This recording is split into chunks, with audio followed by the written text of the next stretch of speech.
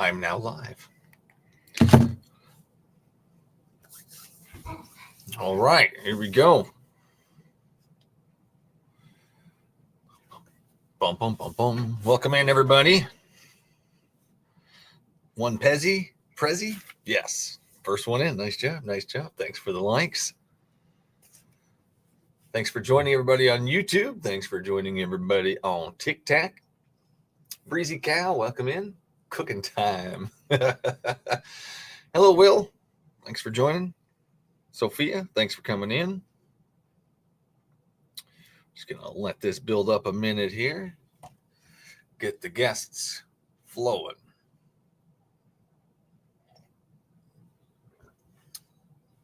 Thanks for coming in, guys. David, thanks for joining. Guest lines are open. Prompt tonight, Christians, who created Satan? Let's discuss the big red bad guy. Come on up, believers, Prezi says. Brenda, hello. Welcome in. Thanks for joining.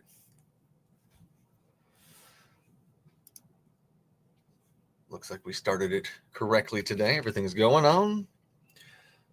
Mike's working. Come on up, Christians. Help me understand. Less speech, more bleach. Yes, let's see if we can get less tap dancing today. Welcome in, Lucy. Thanks for joining. James, welcome in. Gas pressure, welcome in. Thanks for joining, guys. Guest lines are open, Christians.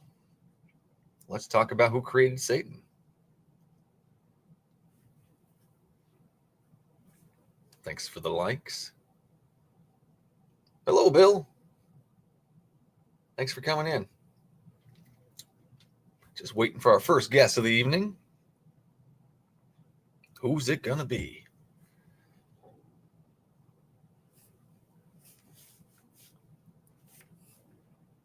YouTube. Guest lines are open as well. Got any Christians watching? Hit that StreamYard link there to be a guest.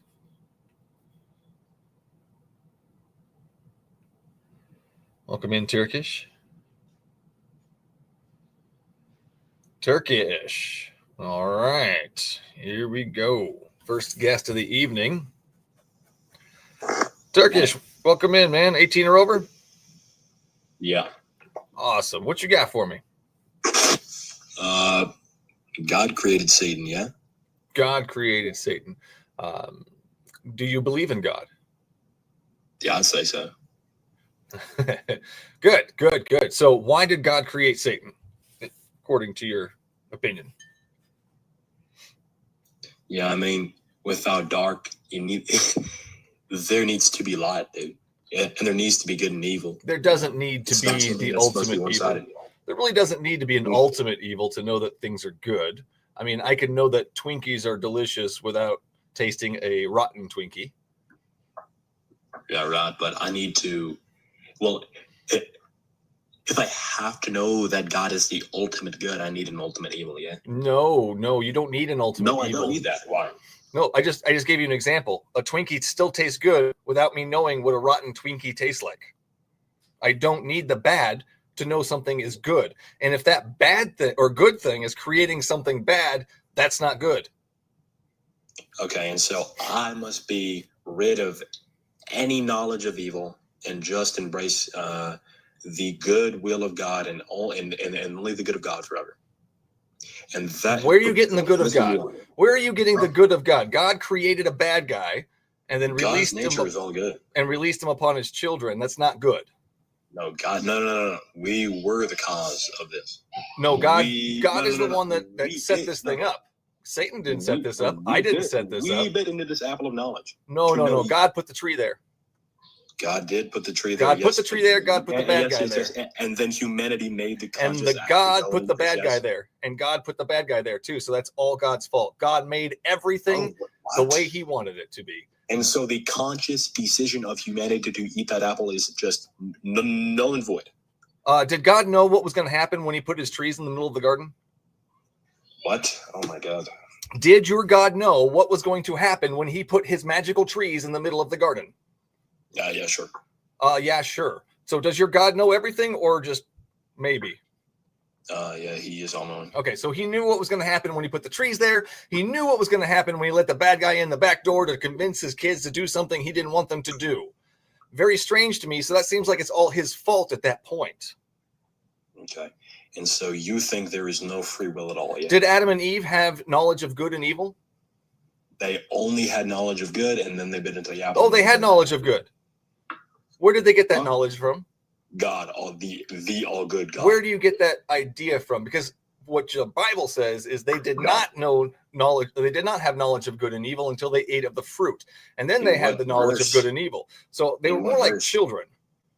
Okay, in what verse does it say it has knowledge of good and evil? No, it's because the apple was only the knowledge of evil, not good and evil. What? What are you talking about? What? Did they know disobeying God was wrong? Yes. Did they know the consequences of disobeying God? Yes. Where does it say God told them the consequences and that they knew it was wrong?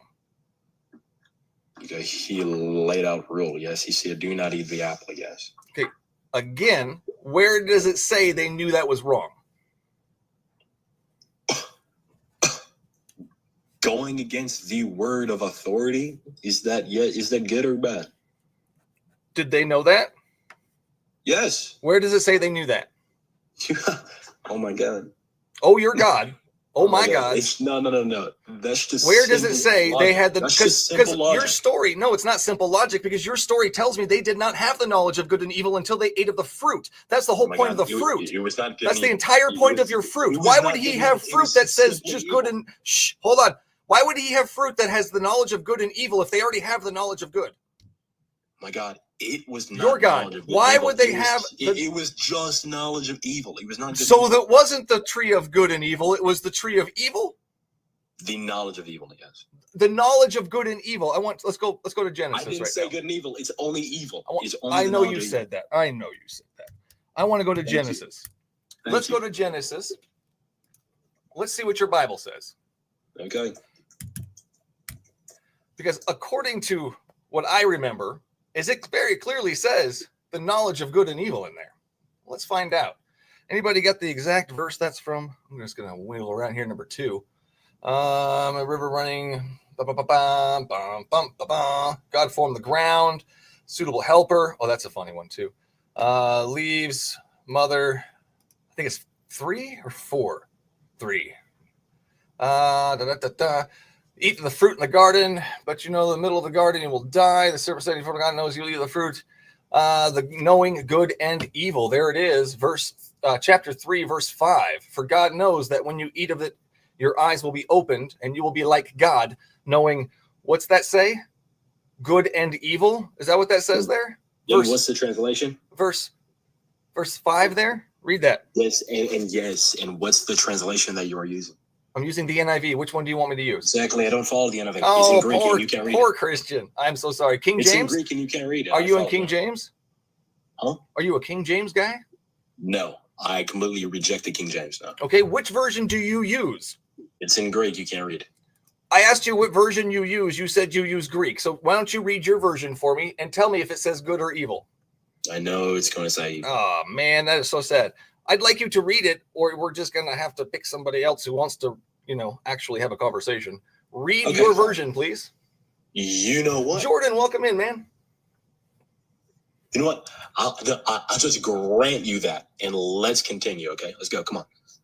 Let's go. Come on. So they did not know good from evil, correct? Yes, the distinction from right from wrong. They did not know good from evil. No, they did not know good from evil. They also did not know the punishment that was going to be bestowed upon them. Did they? Yes, and they knew. Yes. Okay. Please tell me which verse. Please tell me which verse says they knew the punishment. Please tell me which verse God explained the punishment he was going to give them before he dished it out. Let's use our simple logic here. Let's use our simple logic. I love using simple logic. Did they know right from wrong? No, they didn't know right from wrong. Did God tell them what was going to happen? No, God did not tell them what was going to happen. Simple logic dictates they had no clue. So I'm going to use my logic. I'm going to let you speak for a second, okay? Wait, okay, now think. Okay, if you were in the presence of the greatest authority, a huge, amazing being. I don't know right from wrong, though. Okay, wait. I don't know right from wrong, though. Okay, and he said, do not do that. And I don't know what that means.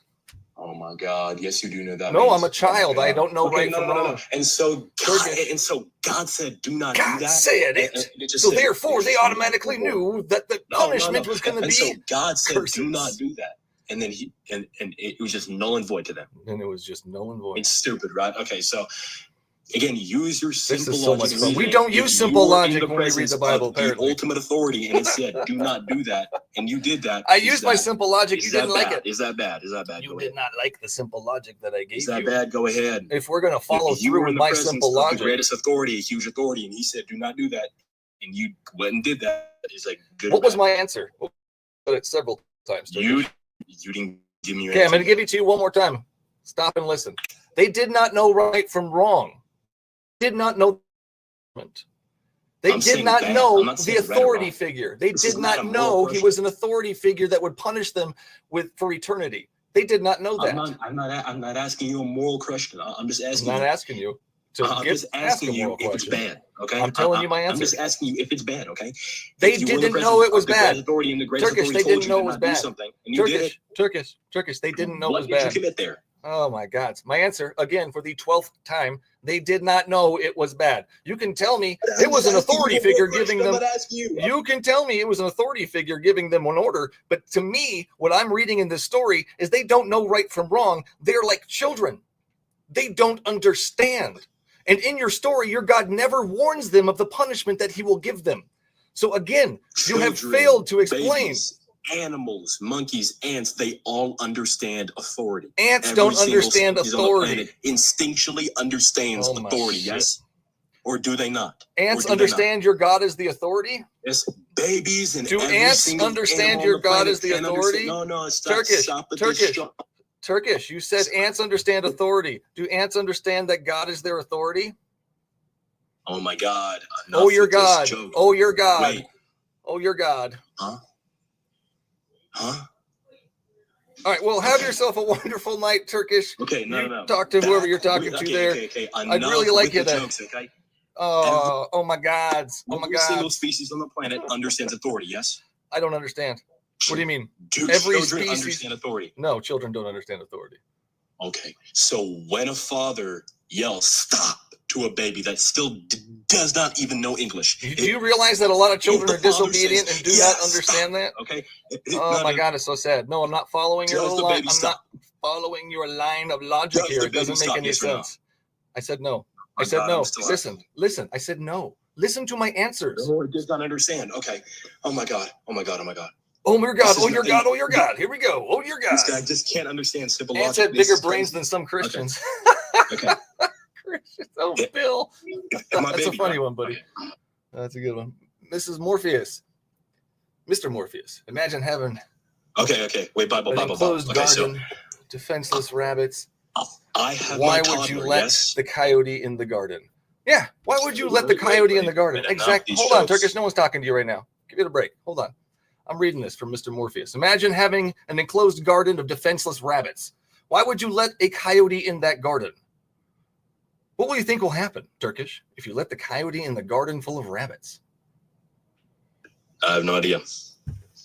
That's a very dishonest answer. I'm sorry you don't want to be honest today. I'm going to let somebody else up here who wants to be honest. Have yourself a wonderful evening, Turkish. Everybody gets 2 chances. This is your first. Come back later. See you later, man. Right. Have yourself a wonderful evening. Holy cow, no clue. This guy has no clue. What's going to happen when you let coyotes in a pen full of rabbits? The Christian says, I don't know.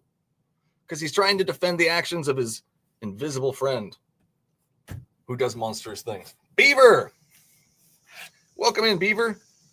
Yo, hello. What you got for me?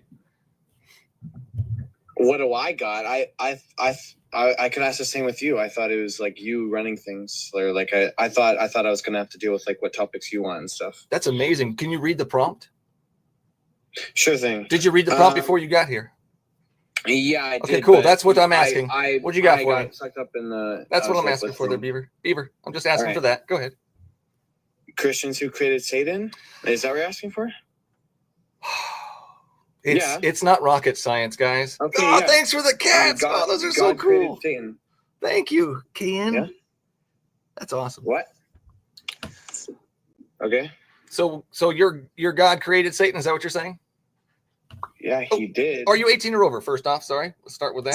I'm 19. Perfect. Thank you. Now go ahead. Your God created Satan. Why did your God create Satan? What do you mean? Why did he create something? Like this is so fun. I love talking to Christians. They're about the silliest people on the planet. I love this.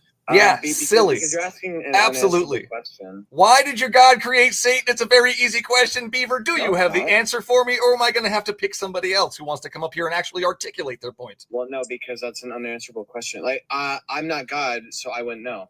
I'm not God, so I wouldn't know. Yes. Would you create a bad guy on purpose, Beaver? Bad guy? Bad guy. Yeah, bad guy. Would you create a bad guy on purpose? Oh, someone who tempted Adam and Eve. What? I'm asking you if you would create a bad guy on purpose, and your response is someone that tempted Adam and Eve. No, because I'm. Would you create a bad guy, Mr. Beaver? No, I wouldn't. Thank you. Why would you not create a bad guy, Mr. Beaver? Well, God didn't create Lucifer as a bad guy. Did God know what was going to happen when he created Mr. Lucifer person? Yeah, but how does so that's exactly what happened. Your God created Satan knowing exactly what he would do. How does foreknowledge equal causation? Because he knows what's going to happen. He changed the hearts and minds of that creature. You know when you're creating a creature or a character, you know when you're creating a character? Shh, hold on, let me talk. So you know when you're creating a character in a video game and you can give them different attributes, like, you know, this one's going to be more cunning, this one's going to be more happy, this one's going to be more prideful, all these different things and attributes you can give them. That's exactly what, hold on, I'm not done talking. That's exactly what your God did when he created Satan. He knew what was going to happen when he tweaked different parts of his attributes. He knew if he made him prideful, if he made him angry, all these different things were going to happen.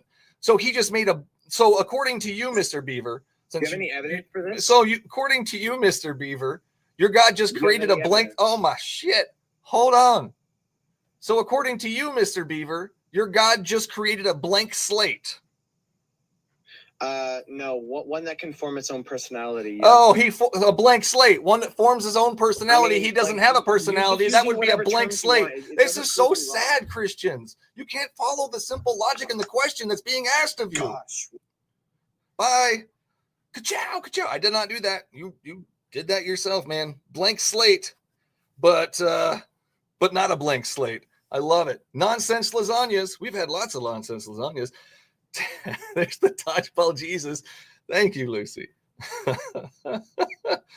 Oh, dodgeball Jesus. Go kick rocks, Jesus. Thank you, Firebrand Atheist. Welcome in. Kim, Too Spicy. Welcome in. Knowledge. Thank you so much.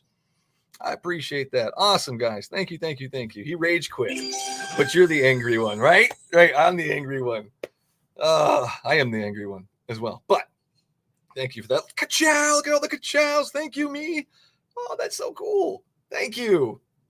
Oh, man, that's awesome. That's awesome. Thank you, guys. Everybody, thanks for joining YouTube. Thanks for all the comments. Jordan, Breeze, Mr. Morpheus. Thank you, thank you, thank you. Woo, we did it. Reach that lightning bolt achievement. Thanks, guys. Yeah, I love it. Oh, that's so much fun. That's what makes TikTok is fun, is all these little things that pop up on your screen. At least for me in my brain, I like things that pop up around. Let's go for some tiny dinies. I love me some tiny dinies. Tiny dinies. All right. Welcome in, everybody. Welcome in. God knew the serpent was a deceiver. Breezy, it's insane that what the church has done to these Christians, the misconception of Satan, blaming him for their own wrongdoings. Jesus, Christians, stay focused. Yeah, it's fun. Oh, there it is. Awesome, awesome, awesome. Thanks, Cash. Welcome in, everybody. Glad I found your channel. Oh, thanks, Fury Project. Because you're an atheist. I don't know what that means. Mr. Castro, welcome in. New and Human. What if Satan created God? Ooh, there you go. That's fun. I love those what ifs. Thanks for the tiny dinies. There they are. Those are fun too. Oh, man. Welcome in, YouTube Christians. Join the live stream here on YouTube. Hit that StreamYard link to be a guest. The prompt is Christians who created Satan. Isaiah 45:7. We have yet to read that yet. We have yet to read Isaiah 45:7. Well, it'll come up eventually here. I'm going to get it ready so I can get the context, because I know we're going to have a context clown somewhere around here. Always context clowns. Thanks for joining, everybody. Thanks for coming in. I am Firebrand. Love that. Thank you, Firebrand Atheist. Absolutely. God created angels. Satan is a fallen angel. Where do you get the idea that Satan is a fallen angel, Mr. Drop D? I'm going to invite you up here. How can free will exist if God is omniscient? There you go. Great question. Absolutely. That's my favorite response. Satan is here because of free will. That's not how that works. Buddy C, welcome in, man. Always good to see you. Tim, welcome in. David, thanks. Appreciate that. All right, Christians, guest lines are open. Help me understand here. Who created Satan? We got a rage quitter and a nonsenser. Nonsense lasagna. Likes to say, oh my God, a lot. Nonsense lasagna. Don't get lasagna on your face. Christians with lasagna on their face. It's not a good look. All that nonsense lasagna. Come on up, Christians. Guest lines are open. Thanks for coming in, everybody. Thanks for joining. Thanks for sticking around. Thanks for the likes and the shares and the tiny dinies and the lightning bolts. Love it. Thanks, guys. Christians, hit that guest line. Come on up. Don't be shy. Here, I'm just going to have to read what the Bible says about your Satan here. Oh, how about this? The king of Babylon. Isaiah 14:4-17 starts off with, you will take up this taunt against the king of Babylon. Doesn't say Satan. Very clearly says the king of Babylon. Ooh, and we'll continue reading it after this guest. Welcome in, Mark. Hey. Hey, man, what you got for me? I just jumped on here right now. What does it say? Christians who created Satan? Yeah. That's what it says. What you got? God, bro. God, bro.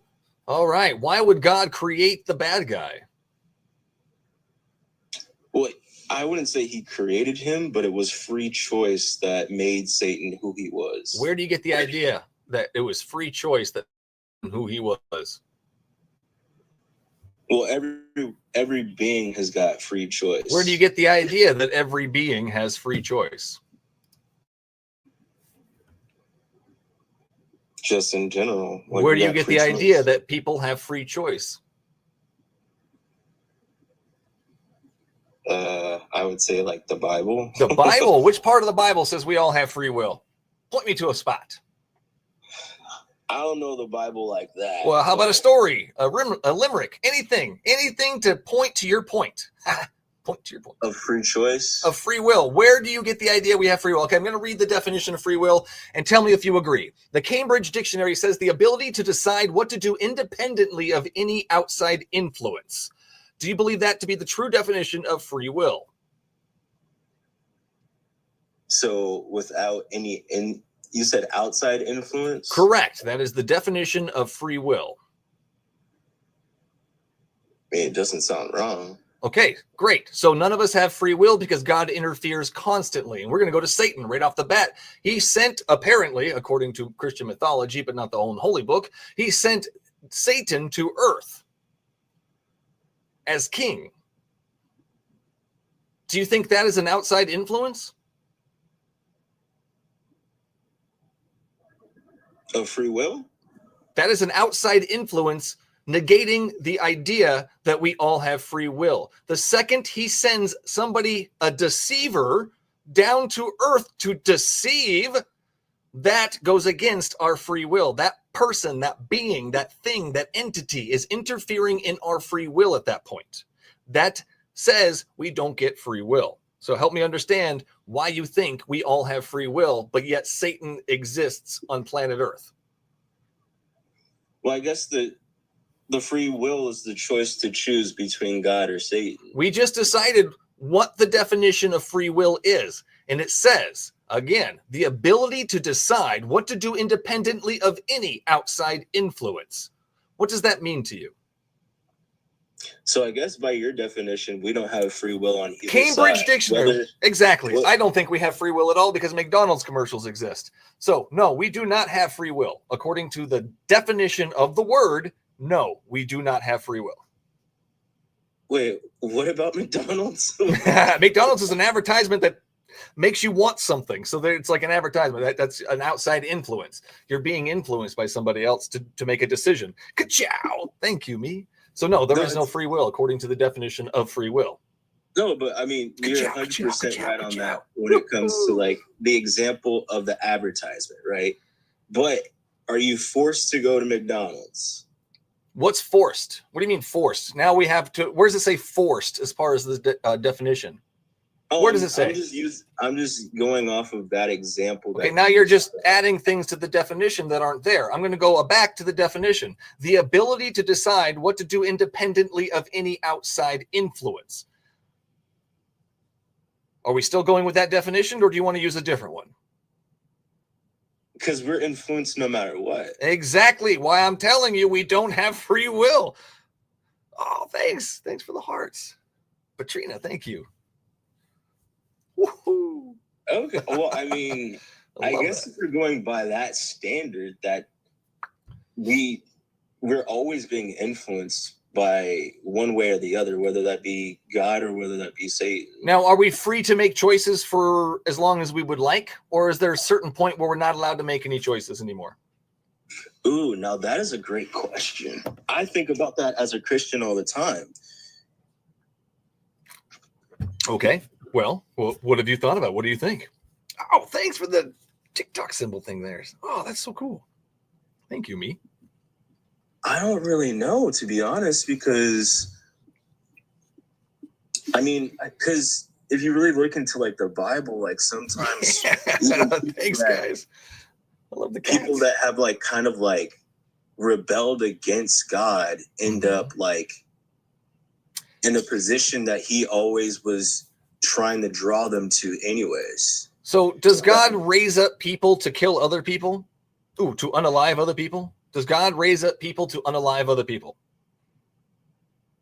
Can you be more specific? Actually, I'm going to go even worse than that. Jeremiah, Deuteronomy 28:30. I'm not going to say what it says, but you will be pledged to be married to a woman, but another will take her and assault her because they didn't listen to God. God is going to allow an assault on another person to happen. Do you think that's free will? I think in the context of that verse, though, he's pretty much saying that if you don't listen to what God is saying, then bad things will happen. He is going to cause these bad things to happen. That is why I will give their wives to other men and their fields to new owners. Your God is causing these assaults to happen on purpose. There's consequences to action. That's not how free will works. Again, not how free will works. Did he harden the heart of the Pharaoh? He did. How many times did he harden the heart of the Pharaoh? So many times. Is it more than once? Yeah, it was more than once. It's more than once. That's all we need to know. That is not free will. That's not how free will works. He intervenes. He intercedes. He changes hearts and minds. Is not free will. Habakkuk 1:6. I am raising up the Babylonians, that ruthless and impetuous people who sweep across the whole earth to seize dwellings not their own. That is not free will. But here's the thing about Pharaoh, though, is that his I don't heart was care about already- Pharaoh. I don't care what Pharaoh did in his life. I don't care what Pharaoh's thoughts were. I don't care about any of that shit. What I care about is the second your God broke the free will of that human being and hardened his heart so that he would make a decision. That's what I'm talking about. I don't want to talk about how the weather was. I don't want to talk about crickets or plagues. Right now, I want to talk about that specific point when your God took away the free will of one man and hardened his heart on purpose so that he could make his plans happen. Thanks for joining, guys. What was the first choice that God gave to humans? I don't care. I don't care. We're talking about this one situation. Let's try and focus on the one situation here. That is about the one situation, is that the first sin of man. Nope. How is that irrelevant? It's completely irrelevant because God hardened the heart of one man for a very specific purpose, and he says he did it in, what was it? Exodus 9:16, I have raised you up for this very purpose. God's raising people up so that he can harden their hearts so he can unalive their kids. Mark, that's horrible. Tell your dog I said hi, though. Yeah, she's a little cutie over here. Her name's Mamba. Mamba, oh, I love it. Hi, Mamba. Yeah, I got her right after Kobe and Gianna, so it Good was. Stuff. I don't know what that is, but great stuff. Great stuff. I love dogs, but we're back to the point there. Yeah, but okay, so like that's not free will. After Adam and Eve, like so that was like the first choice is like the deciding between. That's not free will either. The Adam and Eve story is not free will either. Did God put trees in the middle of the garden he knew would cause the fall of man? I mean, because he's an all-seeing God, I guess so. But great, so that's not free will. God put something in the middle of the garden he knew was going to cause the fall of man. That's an outside influence. That's interference from somebody on the outside. Kenny, welcome. Thanks. Well, Satan was actually the outside influence on that. Satan was led in by your God. Your God created him and then let him in the back door knowing exactly what he would do. Did your God know what the snake would do when he got inside the garden? Well, then the real question is why did God even create Satan? Free will is not the answer. That is not free will. When God creates a tree, he knows what's going to happen, puts it in the middle of the garden. That's not free will. When God creates a bad guy, puts him in the middle of the garden, knowing exactly what he would do, that's not free will. Thanks for the hearts, guys. Well, yeah, no. Elizabeth, thanks. Welcome in. I'm agreeing with you on that sense. Right, so it's not free will. It's because he's outside of time and space. I don't care where he's at. It's still not free will. That negates your entire free will argument. Everything I've said has completely blown your free will argument out of the water. Well, I'm not really trying to argue with you. I'm trying to debate.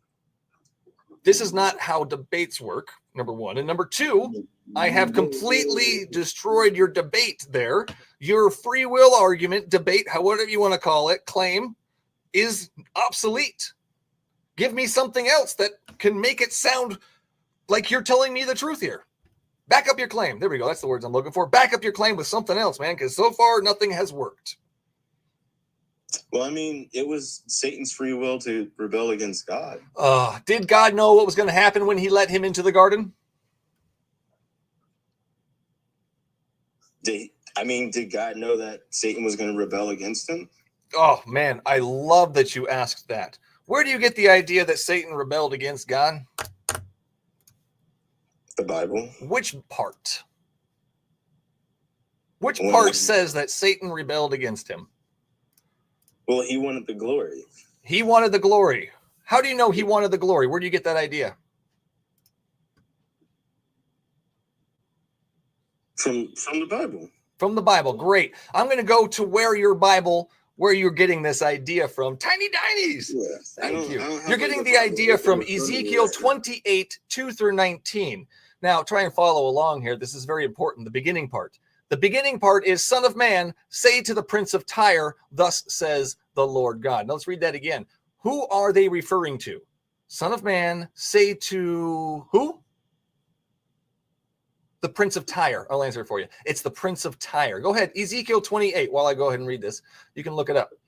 So this is talking about the prince of Tyre. Because your heart is proud, and you have said, I am a god. I sit in the seat of the gods in the heart of the seas. Yet you are but a man and not a god.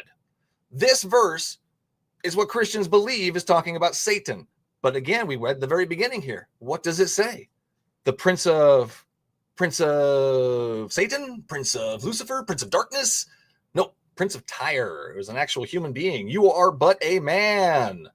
Though you make your heart like the heart of a god, and your heart has become proud in your wealth. Therefore, thus says the Lord God, because you make your heart like the heart of a god, therefore, behold, I will bring foreigners upon you, and the most ruthless of all nations.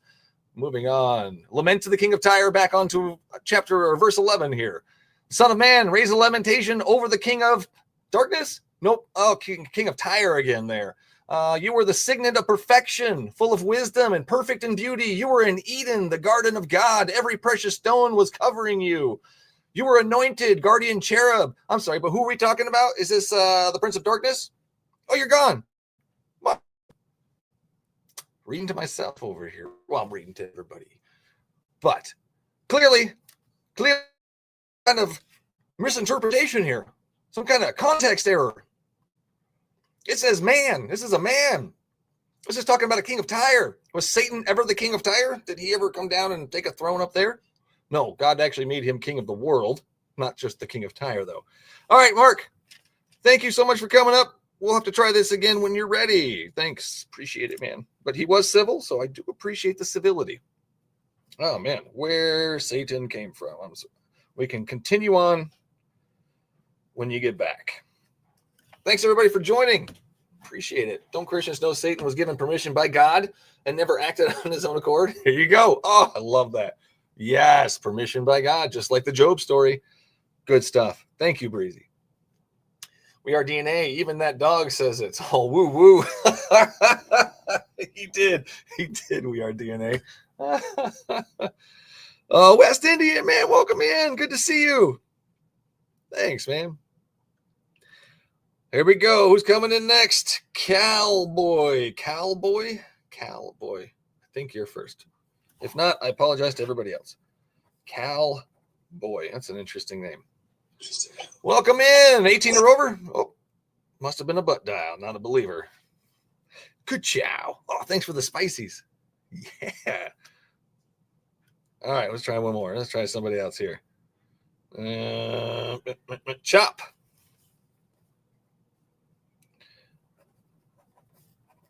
Chop on the chopping block. Chop. Chopping broccoli. Anybody know Dana Carvey? Because I'm chopping broccoli. Come on, Chop. Come on in. I'm going to have to let you go. Pick somebody else. Chop's going to chop the block. Bye, Chop. Next. New Inhuman.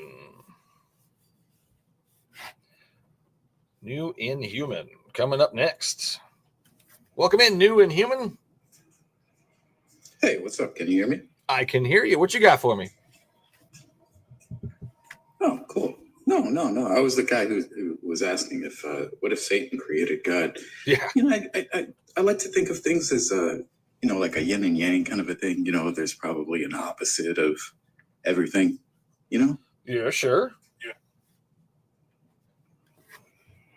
It's good to mirror. Okay.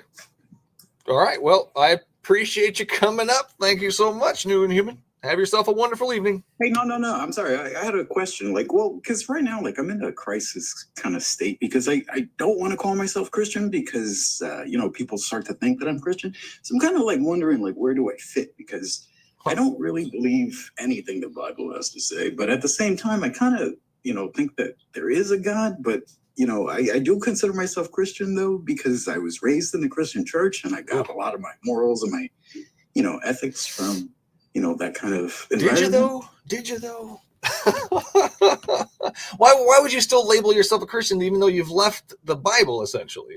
Just because you grew up in something, I guess, but don't do that to yourself. So where are you at right now? You believe that there's a higher power of some sort? Do you believe it's the Christian God or anybody else's God? Where do you stand with that? Oh, so I kind of consider myself both an atheist and a polytheist because I think that eventually, we'll be able to, find out exactly what God is, at least what people are talking about, or replacing. I don't know. Yeah. No, I don't think we'll be able to find that out because I go with the atheist route. I don't think we're going to find anything out at the end of our lives. It's just going to be blackness, kind of like falling asleep. Well, no. I'm really into quantum physics, and we are learning a lot about. I am not. Yeah, I'm not into quantum physics. That's not my field, man. No, well, I mean, when it comes to, understanding where the universe came from, I mean, if we answer that question, we'd answer a lot of other questions, wouldn't we?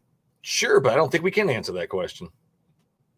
We're on the brink of it. If We've been on the brink of answering lots of questions for centuries now, but I just still don't see any certain answers. So I'm just going to go ahead and go with I don't know until somebody comes along and convinces me otherwise. And I have yet to do that. And quantum mechanics is not going to help me out right now because I don't study it. I got you. But, at the same time, like when I say I'm Christian, it's because I went to church with my grandpa, every Sunday and stuff. And I dedicated so much of my life into understanding, is that kind of perspective. And I think it's helped me at least a little bit in understanding morality. What's good? What's bad. I really don't think you got your morality from the Bible. Well, I mean, when God does something wrong, you learn from it, right? Like if he's out there and he's omnipotent, like what you're saying, if he created free will, then what the fuck is free will? If you can't create free will, that doesn't make any sense, right? So I mean, would you impose your free will on someone else? No, right? So you kind of learn things anyway, regardless of whether or not it's right or wrong. I like that idea that you learn from God's violence and stupidity, but unfortunately Christians just bend over backwards and defend it instead of learning from it. You might be one of those rare cases, which is awesome because I read the Bible and became an atheist at that time as well. So, and I find that Christians don't actually read their book. Yeah, no, I read the Bible and I became atheist almost overnight. I remember when I was 10 years old and I was told that I should read the Bible and I should pray before I read the Bible and stuff. Oh. And it just sounded like God did the worst things to the strongest people. So I started to pray that I would be one of those strong people, right? I wanted to prove myself to God. But unfortunately, it's it didn't make any sense to me at that time. To really, I mean, at 10 years old, I shouldn't be thinking as an adult, I look back and it was damn, I shouldn't have been really thinking that. Is the Bible safe for children? No. Well, it's not. No. Yeah. You definitely should need some supervision when we're reading that kind of stuff. Yeah. And in that case, I don't think it's too dumbed down, or maybe it's not dumbed down enough. I don't know. I don't know, man. Yeah, it's a lot. But definitely the Bible should have a parental advisory on it, like mine does here. Pow. Those on YouTube, check it. Yeah, no, I think the Bible should come with a parental advisory, and I don't think they should be reading on their own. But I think all adults who claim to be Christian should read their Bibles because that will help them along their journey for sure. Well, the first part says, what is it? God says, let there be light. Well, who the fuck is he talking to?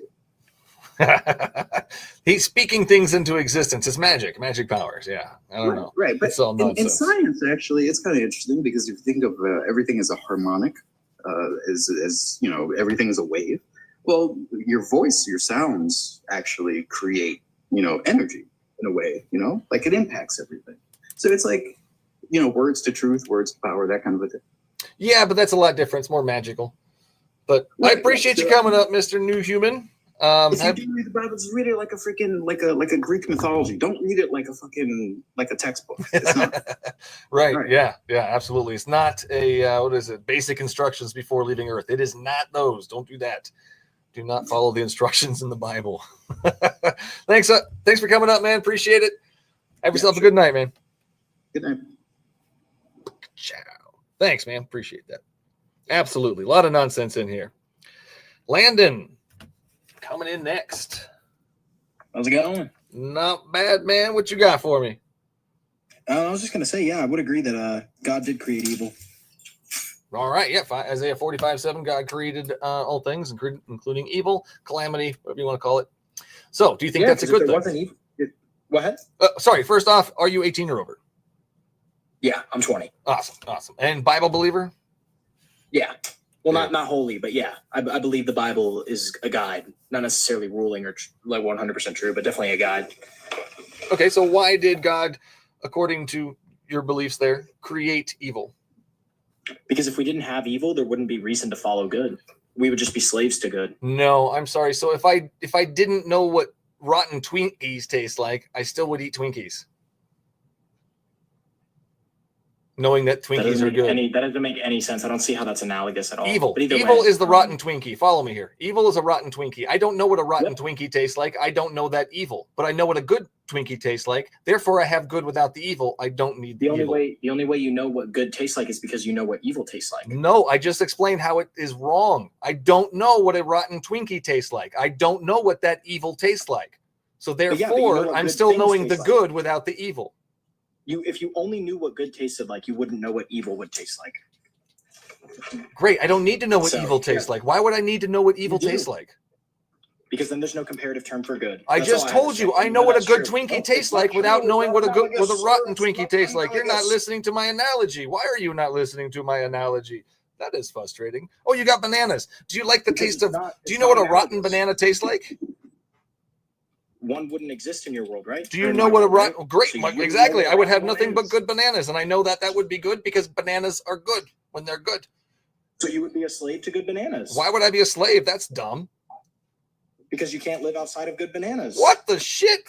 I'm sorry. I would be a slave to good. Hold on. If I don't have evil, I would be a slave to good is about the dumbest thing I have heard all day long. How's it dumb? Just prove it. I just did with my Twinkie analogy and my banana analogy, but you're not paying attention. You're proving my point. I don't need to know what a bad Twinkie tastes like to know that a good Twinkie tastes good. I don't need to know what a bad banana tastes like to know that a banana tastes good. So you're just proving my point. You would be a slave to the good Twinkie. You wouldn't have a choice of what a bad Twinkie would taste like, right? So you would only know the good Twinkie. You're saying it's stupid, but you can't prove it wrong. I just did. And you're telling me I'm a slave to good, which is another stupid thing to say. Ooh, silly. Sorry, silly thing to say. How's it stupid to say you'd be a slave to good? Silly. How am I a slave to good at that point? I'm just eating things that are good. Now I'm a slave to it. Why are we adding the word slave to it? Landon, why are you adding the word slave to it?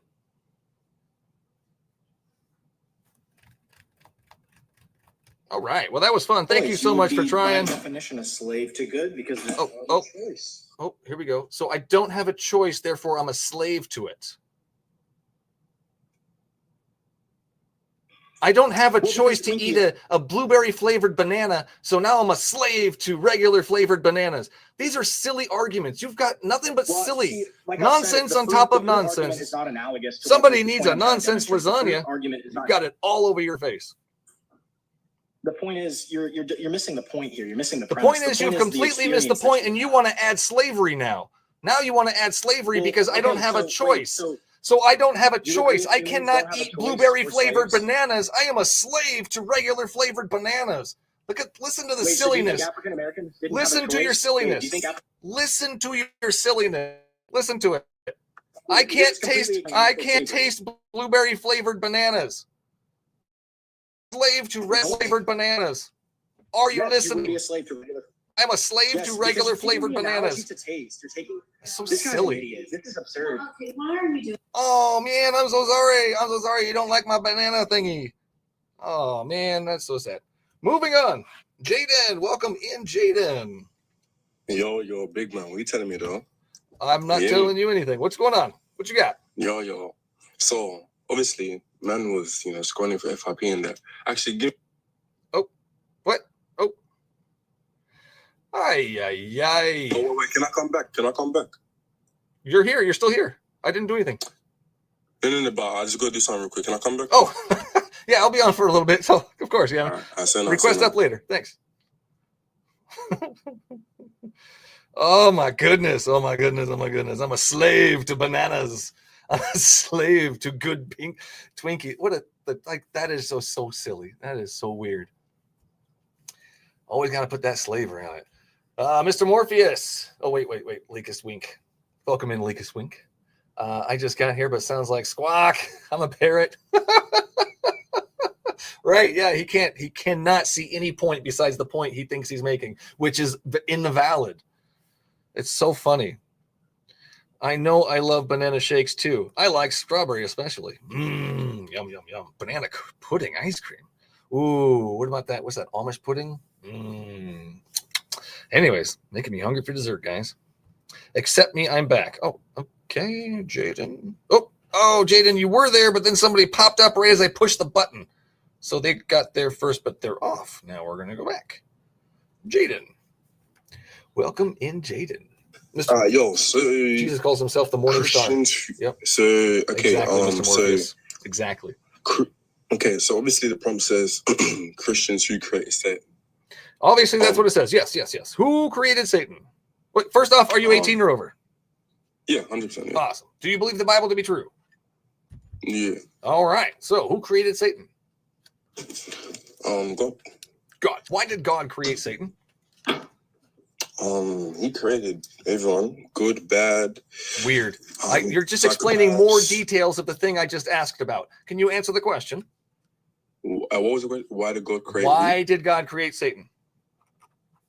The same way he created everyone else. We don't really know him, but he created everything. So that's weird. Positively diverse. Thank you. I mean, he created angels. I'm not asking about the damn angels. I'm not asking about the damn people. I'm talking about Satan specifically. Really why would he create an ultimate bad guy, Jaden? We don't know. We don't know. Do you think it's a good idea to create the ultimate bad guy? Obviously, it's not a good idea, but you know, it is not a good idea to create a bad guy. Do you think it's a good idea to create a bad guy and then send him upon your children? Done. Welcome in, man. He didn't send him. He didn't send him upon our children. Lucifer himself chose to do that. No. Did your God have control of the situation? As in how? Did your God make Satan the king of this world? He didn't make him the king of this world. Lucifer done it himself. No, I'm sorry. So either your God is unable to stop Lucifer from being king of this world, or your God is the one that allowed it to happen. Who do you think allowed it to happen? Okay, don't twist it. He can stop Lucifer, but Lucifer also is Luke 4. Luke 4. We're going to go to Luke 4. Then the devil, taking him up on high mountain, he has free showed him all the kingdoms of the world in a moment of time. And the devil said to him, all this authority I will give to you and their glory, for this has been delivered to me. Who delivered the authority to him? Read Luke 4 again. Awesome. Thank you. We're going to go Luke 4, 5 through 6. Then the devil taking him high up on a mountain, showed him all the kingdoms of the world in a moment of time. And the devil said to him, all this authority I will give to you and their glory, for this has been delivered to me. Who delivered it to him?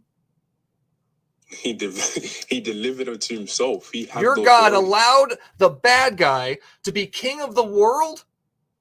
Okay. He has free will. No. Where do you get this idea that he has free will? No, stop. You're just nonsense lasagna. Nonsense lasagna. You're getting it all over your face. You're getting nonsense lasagna on your face. Where do you get the idea? You keep saying that word free will, but you don't know what it means. Let's just define free will first, shall we? What is free will to you? Ability to choose. Listen, God is all powerful. Nope. We're going to go with the definition here. We're going to go with. He can stop Lucifer. Oh my God. Holy cow. Oh my God. I'm going to read the verse. I'm going to read it. I'm going to read what free will means. Calm down. Free will. What? The ability to decide what to do independently of any outside influence. The ability to decide what to do independently of any outside influence. Do you think Satan is an outside influence? The outside influence is referring to God, man. God is an outside influence that created Satan. Is that true? Yes. So God created Satan as an outside influence, and now that outside influence is not letting us make independent choices. Let me finish. Tiny Daddy's Chris, welcome in, man. Good to see you, dude. Woo-hoo-hoo.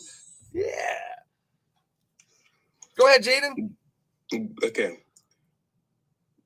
We can agree that we have psychopaths right now. Can God stop a psychopath right now? Yes, God can stop a psychopath right now. Okay, cool. Does everyone on this earth have free will? Yes. No. Nope. Don't answer for me. The answer is no. Where do you get the idea? Where do you get the idea we have free will? Where do you get this idea? God gave us free will. If we did have free will, the shit are you getting this claim? You're just claiming shit. You're not backing it up with anything biblical. Jaden, this is nonsense. Nonsense lasagna is all over your face. Please back it up by verse.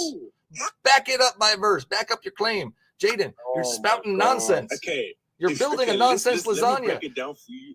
like ABC. Okay, ABC. Clearly, you have the brain of a 3-year-old. Okay, you clearly have the brain of a 3-year-old. Oh, I'm so sorry, Jaden. Once you start trying to insult people, you're gone. I'm gonna write that down. He says I have the brain of a 3-year-old. Well, I'm sorry, Jaden. You have yourself a wonderful evening. Yes, Chris Martin. The crybaby Jesus is perfect.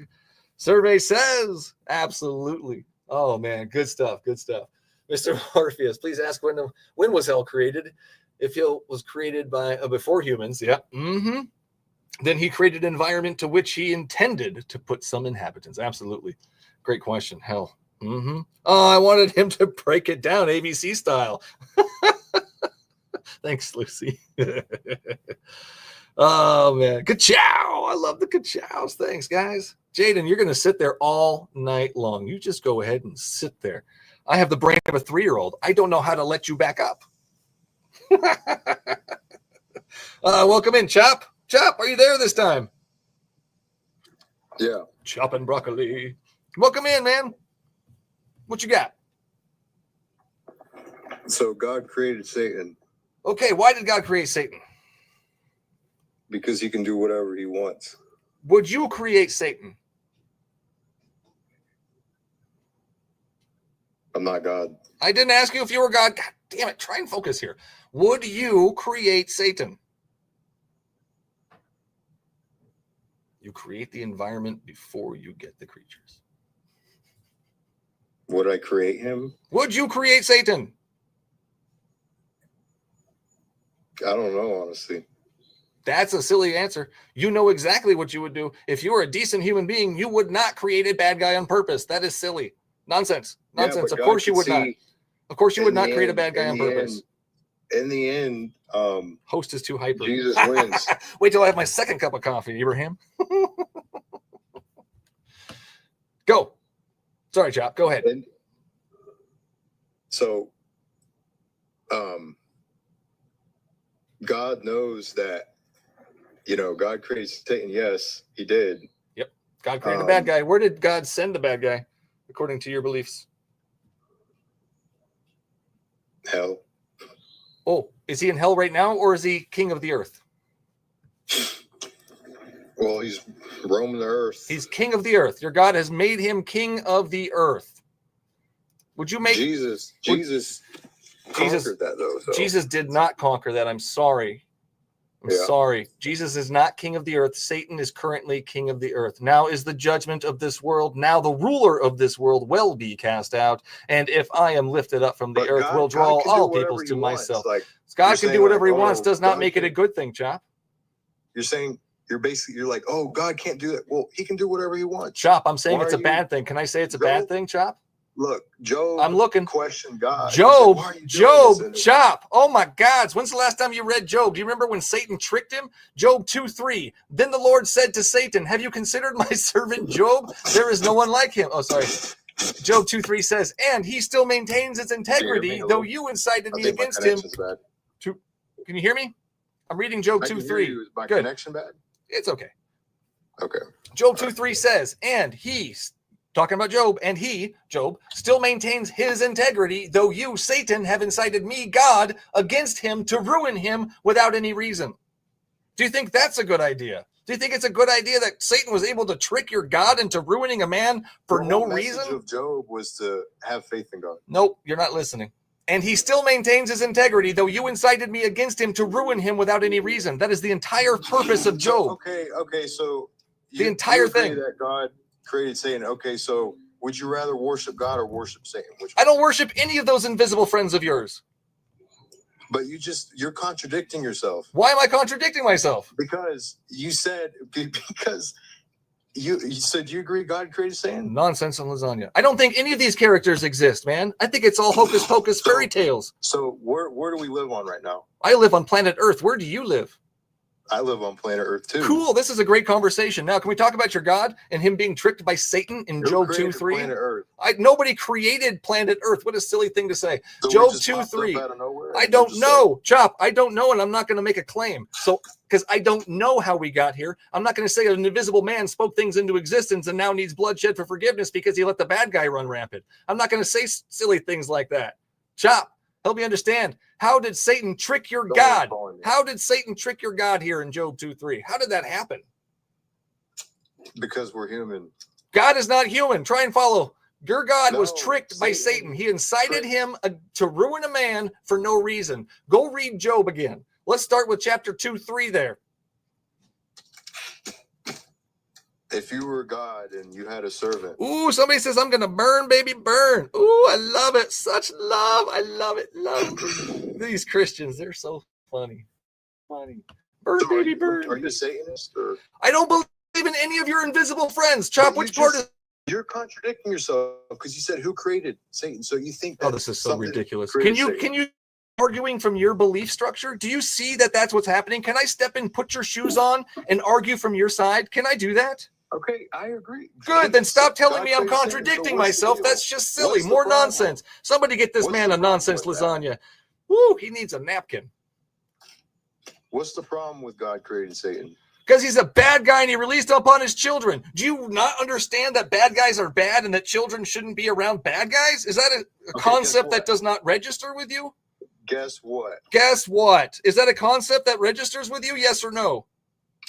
Yeah. Okay, good. Then that's why it's bad. Don't ask me silly questions. Nonsense lasagna. Thank you, Chris. Oh, man. Tap dancing Jesus, too. I don't care about perfect Satan. I care about Jesus. I don't care about your Jesus either. Okay, well, you know, he's real. Why do I have to care about Jesus? Why should I care about Jesus? Because he defeated Satan. He didn't defeat Satan. Satan's still around. Where's Satan right now? He's going to be. He's gonna. When Christ. My invisible friend's gonna kick my invisible bad guy's butt eventually. Come on, Chop. That's so ridiculous. That when Christ returns, eventually, millennium reign. Eventually, your invisible man will return. Why is he taking so long? Why is he allowing this evil thing to? He's going to return. Don't worry. You keep saying that, but I don't think it's going to happen. So why is he taking so long? What if it happens? What if it doesn't? What if a different God shows up? What if my green light God shows up for you? What are you going to do? Listen to me. What are you going to do? Chop, what are you going to do? What are you going to do when another God shows up? What if Kali Ma shows up? There's only one God. What if Spider-Man shows up? The God that created Satan is the one. You believe in one God, but you know how many gods are out there, Chop? Do you have any realize how many gods exist that have been created by humans? You just said you don't believe in God, so you're contradicting yourself. I'm done with you. I'm sorry, man. You can't grasp a normal conversation there. Thank you. Have a wonderful night, Chop. I'm going to talk to King Henry here. Thank you. Everybody gets 2 tries. King Henry, thank you so much for being patient. Welcome in, man. How you doing, bro? Fantastic. Why did you say I was going to burn, baby, burn?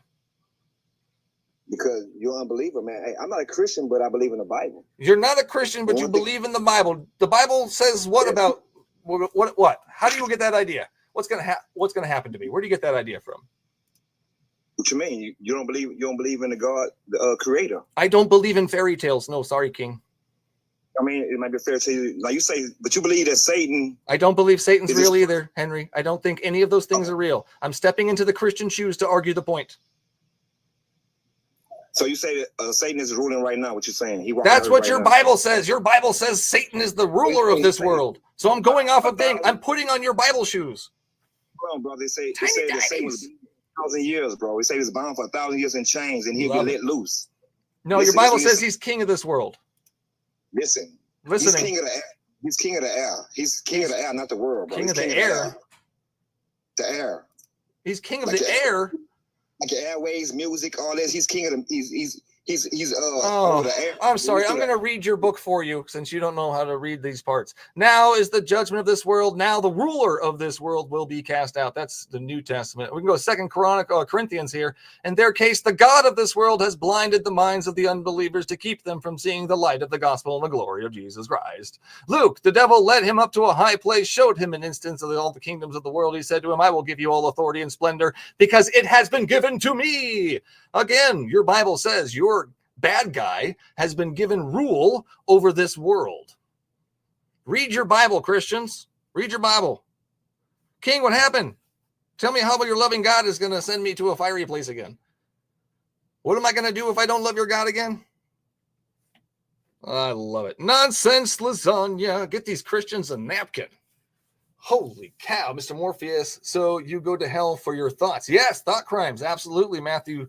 Ooh, what was that? It's in Matthew. Jesus says you go to hell you'd be punished for your thought crimes. Even if you did it in your mind. It's just as doing it in real life. So weird. So weird. All that nonsense pookie pants. I don't know. That's funny, though. Made me laugh. Thank you, Gavin. Positively. Oh, but now. 36. Oh, hold on. Stay still. 36963. 36963. Welcome in. 36. Hey, can I clarify on what your question is exactly? 18 or over first. 18 or over. Turned Lucifer into Satan 18, or 18 or over?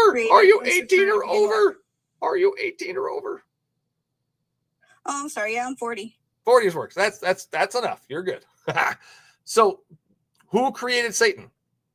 That's the prompt. Very simple. Who created You need to be a little bit more clear on this question. Do you mean who turned Lucifer into Satan? No, I mean exactly what the prompt says. Lucifer to begin with. Nope, it means exactly what it says. Christians, who created Satan? Who created Satan? Then the prompt there says Isaiah 45:7, which is telling us that God creates evil.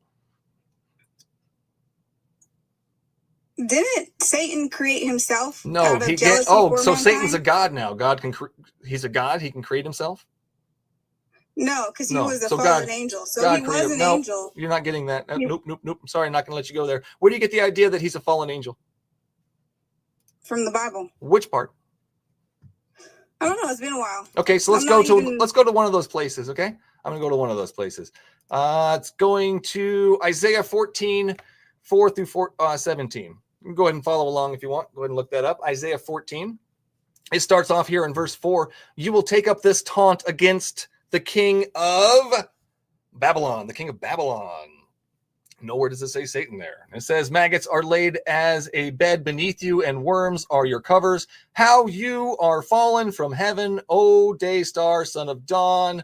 You said in your heart, I will ascend to heaven above the stars and the clouds. I will set my throne on high. Who are they talking about here? Who is this verse talking about when it says, you have fallen from heaven? Lucifer or whatever. No, we're going to go back to Isaiah 14:4. Nope, we're going to go right back to the beginning here where it says, you will take up this taunt against the king of where? Babylon. It says Babylon. Take up this taunt against the king of Babylon. So this entire taunt is talking about who? What part of the Bible are you reading? Back to the top here, Isaiah 14, 4 through 17. The idea that Satan was a fallen angel comes from these verses. Also, King of Tyre, Ezekiel 28, 2 through 19. We start off on 2. Son of man, say to the prince of Tyre, not the prince of darkness, but the prince of Tyre, because your heart is proud and you have said, I am a god. I sit in the seat of the gods in the heart of the seas, but you are not a man, but you are a man and no god. That clearly is not talking about Satan either, because right off the bat, we go, the prince of Tyre, right off the bat. And then it continues on, and your heart was become proud in your wealth. Therefore, thus says the Lord God, will make your heart like the heart of a god. Therefore, behold, I will bring foreigners upon you, the most ruthless of the nations. And it continues on. We go to verse 11 or 12 here. Son of man, raise up a lamentation to the king of Tyre. All of this is about an earthly human being. It says, you are the signet of perfection, full of wisdom and perfect in beauty. You were in Eden, the garden of God. Every precious stone was covering you. Who are they talking about in those verses? Lucifer. Again, you've got to read what it says. It says, raise a lament over the king of Tyre. This is the lament to the king of Tyre. Nowhere does it say raise a lament to the king of darkness, to the prince of darkness, to Satan, to Lucifer, to a fallen angel. None of that. It says the king of Tyre. The other one says the king of Babylon. None of this is talking about your invisible bad guy. None of it. Not once. I'm not even Christian, dude. I'm just interested in this conversation. God damn it. Well, thank you for coming up. Thanks for appreciating it. Have a good night. Trolling. Anyways, well, that's what the Bible says about it. That's where the idea comes from, most of it anyways. So every time they spew that nonsense, point them to their own Bible. Cowboy. I think we had this before. We tried you before, but you hung up. Cowboy. Welcome in, Cowboy. Can you hear me? I can hear you, man. What you got for me? Yeah, sorry. I tried to connect earlier, but I had to help my kid real quick. But no worries. Yeah, I guess the main thing that I jumped on for was when you were talking with someone about free will. Well, let's go with the prompt. Who created Satan? Do you? First off, are you 18 or over? Forgot that one. Oh yeah. All right, 18 or over. Thank you for that. Bible believer? I am a believer. Yes, sir. All right. So who created Satan? God did. Okay. Why? Why did God create Satan? It's just all part of the grand scheme of the universe. I think that's a pretty dumb plan. You can't have the good without the bad. Sure can. The bad without the hey, good. Do you know what a good Twinkie tastes like without tasting a rotten one? Do I know what a good Twinkie tastes? Can you eat a Twinkie? I don't know if you like Twinkies. Let's pretend you do. Let's pretend you really like Twinkies and you ate one and it was delicious. Did you need a bad one to know that that was good? Mm-hmm. Did you need to eat a bad one to know that that was good? I mean, I could have a good Twinkie and then I could have a great Twinkie. I could have one that's even better. Great. Why do we have to have the rotten Twinkie? Do we need a rotten Twinkie? Just because I like plain pancakes doesn't mean that I don't like chocolate chip pancakes more than plain pancakes. That doesn't. Okay, so we're gonna go with evil here. Try and follow. Evil is the rotten Twinkie. Evil would be a rotten pancake. Do you need to eat a rotten pancake in order to know that the pancake you're eating is good? I would say yes. So you have to taste what a rotten pancake tastes like, or else you don't know what a good pancake tastes like? Yeah. That's dishonest. That is very dishonest. I mean, you could say bending over backwards here. If I have a good day or a bad day. Do you not know what a good day is if you don't have a shitty day? You're telling me you can't tell you're having a good day unless you have something that horribly significant happens to you. Let's say assaulted in God's house. No. Do you have to be assaulted in God's house to know that being in God's house without being assaulted is a good thing? Do you have to? I guess no. No, of course not. So we don't need that level of evil. That's my entire point. You don't need that level of evil. Creating Satan is a silly idea. It's actually a bad idea. It's a really rotten idea. I would say the opposite. Just because. Okay, so you would create Satan. I don't want to go too deep. Because, I do. Create Satan, Cowboy. Would you? Oh, thanks, Chris. You create Satan. I most definitely would if I was all powerful and knowing. Wow, you're a monster. Time and space. Holy I would cow. Because here's the reason. Well, wow. Here's the reason. You better have a pretty damn good reason. Well, how else would the universe play out? What if everything was perfect? We'd all be robots and AI. And is it perfect in heaven? Everything. Hey, Cowboy. No purpose. Cowboy, is it perfect in heaven? I believe so. So there's no purpose for being in heaven. Why would you be in heaven? There's no purpose. How silly. Because it's an enlightenment. No. Does God want us all in heaven with him? I believe so, yeah. Weird. Why do we not go to heaven with him then? Why are we having to go through all the pain and suffering and living with his ultimate bad guy? Why are we not in heaven where it's perfect and awesome? To see how good things are. To see how good things are? We can't see good things when we get to heaven? What about okay, I'm sorry. Do all babies go to heaven? I believe so, yeah. All babies go to heaven, but they don't know what good or bad is because they haven't experienced anything. They're just babies. So your thing falls apart there. Your whole point falls apart. Well, yeah. You're robots anyways by worship. You're a robot by worshiping this God. Exactly. I was also going to jump in there and say, because you were asking one guy why he believed in God, correct? Tappa. I've seen miracles in person. You've seen your God do miracles? How did you know it was your particular invisible friend doing those miracles?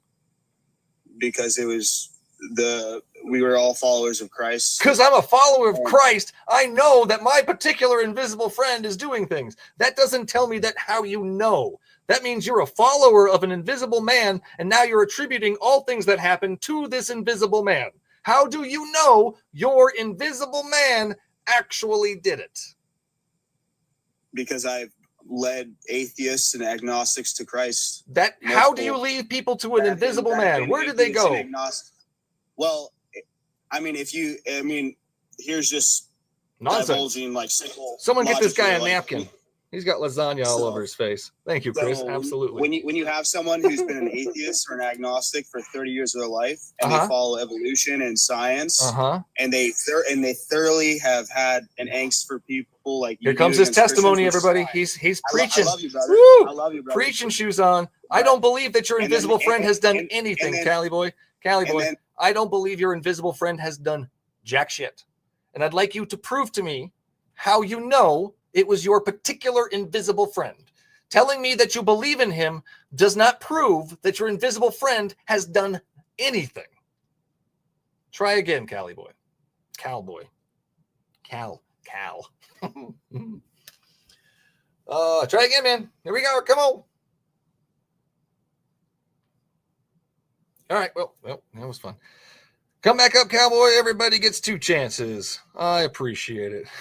Executionist, thanks, man. I love you, though. Sick, yeah. I love that one. Oh, man. All right. Appreciate it, guys. Thanks for coming in. Christian, the technician, coming in hot. Welcome in, Christian, the technician. 18 or over? Yeah. Yes. All right. What you got for me? Clear the throat. Here we go. Oh, he's gone. All right. Well, that was interesting. I did not bump him. Just so you know. All right. What's going to happen now is my coffee is empty, and I'm going to go grab some coffee. Give me 30 seconds. I will return with some coffee. Nope, wrong button.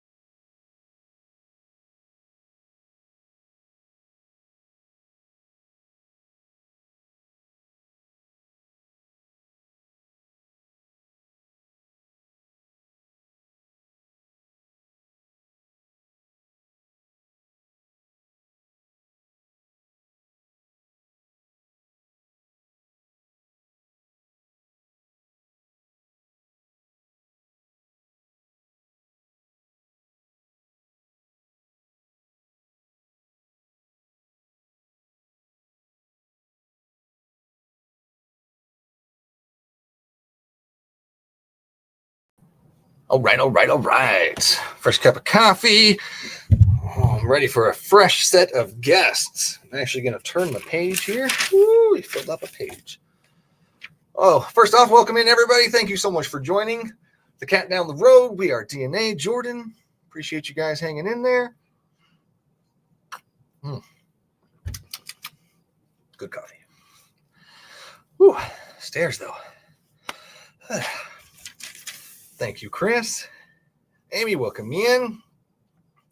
Oh, Amy's been here. Thank you, Amy.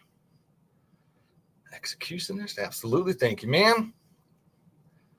Double Donkey, yeah. Welcome in, Double Donkey. Jess Lynn, thank you. Welcome in. Thanks for joining, everybody. All right, guest lines are open, Christians. Prompt for the evening. Who created Satan? With the Bible verse, Isaiah 45:7 up there. Come on up, Christians. Discaria. Coming in. Discaria, welcome in. I just wanted to preface this by saying I'm a Messianic Jew, so I'm not sure if I'm what you're looking for, but I believe in Yeshua and Yahweh as well. Interesting. So first off, 18 or over? Yes, I'm 20. Awesome. So what do you believe as far as Satan goes? So how I see it is that Yahweh created Lucifer, who was one of his children, just like we were. And Lucifer, of his own free will, which angels do have free will too, and I know that's something that Christians argue against, but I believe angels have free will. He turned against Yahweh, and because he was jealous of us humans being created in Yahweh's image. Where do you get that idea? He turned against him. What was that? Where do you get that idea from? I get that idea just from my interpretation of reading Genesis in general. Where in Genesis are you getting this idea? Because I've yet to see that in there. Can you help me out? Yes.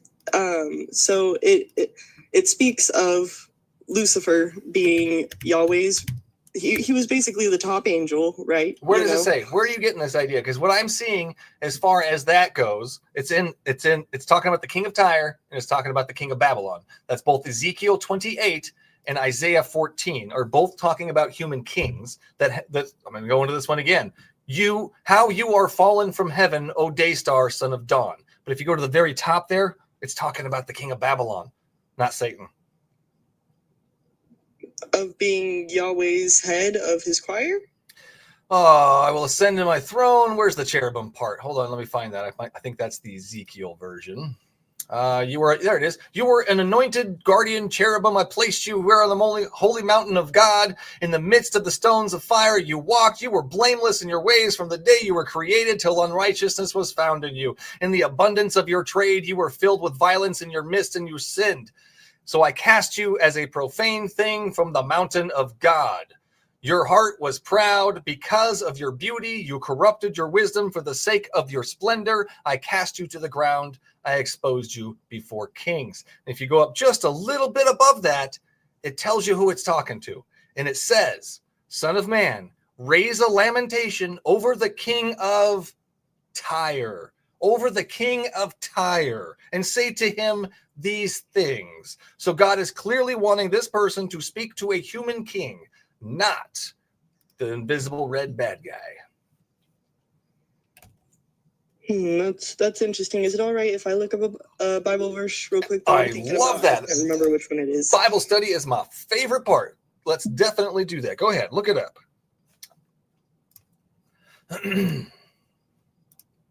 All right, so king of Tyre is Ezekiel 28, 2 through 19. King of Babylon, for those reading at home, Isaiah 14, 4 through 17. Very interesting things indeed. Oh, also, I like this one. Revelation 2:13. Where is Satan's throne at? Where does the king of the earth sit? Satan has his throne in the city of Pergamum. I'm totally butchering the word, but that's what it says, which is where Satan lives. Interesting. So Satan lives here on earth on the throne in a city called Pergamum. Maybe we can go visit him since God's, nowhere to be found. Oh yeah, thanks, man. Appreciate that. Oh man, it's supposed to be in Jerusalem, I think. Yeah, probably.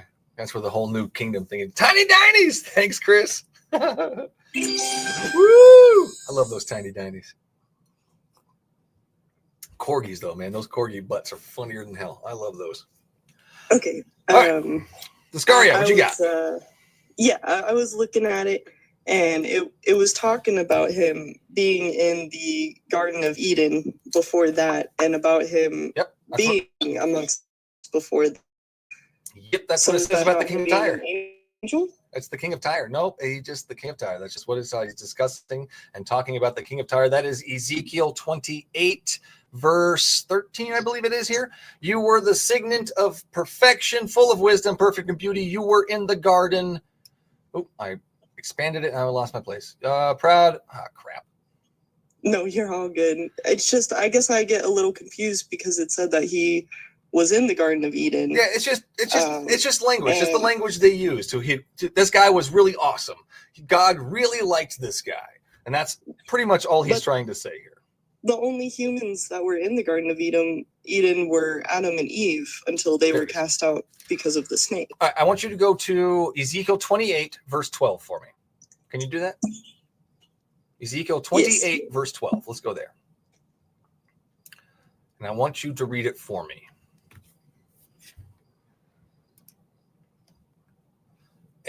The meaning of Hebrew phrase is uncertain.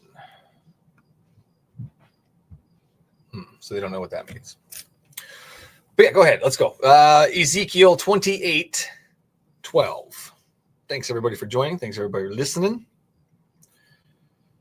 Ray, welcome in. Terrence. Drant, welcome in. Sneaky Snake. Chris remembers the Sneaky Snake. That was a fun episode. Oh, man, that Sneaky Snake. He sure did get in there. All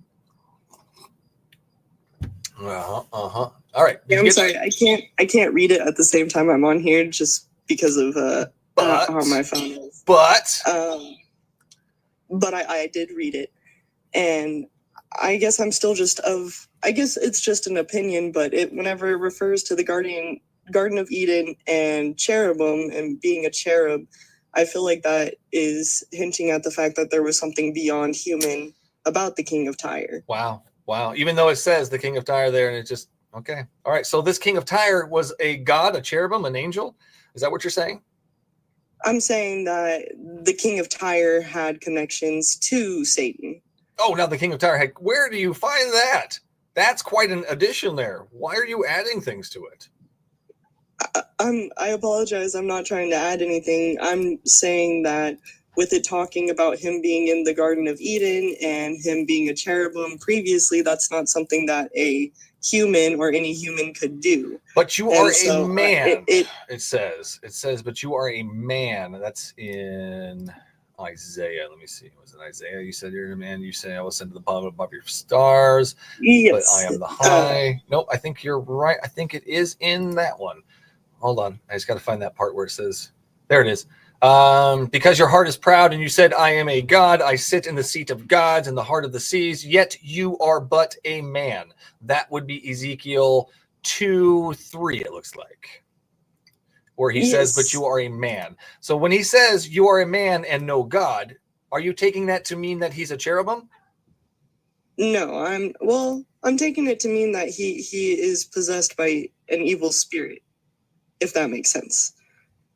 That if he is, he had previously been in the Garden of Eden and he had previously been a cherubim and yet now he is a man, does that not mean that living as a man, he is possessed by who was there at the Garden of Eden? Yeah, we're using our imagination a lot here to make it say something. Okay. Let's go. Then can I just ask you, what do you interpret the part of him being in the Garden of Eden and him being he just really liked this guy, and there was all kind of boastful language there. I think that's all that is. It's just colorful language.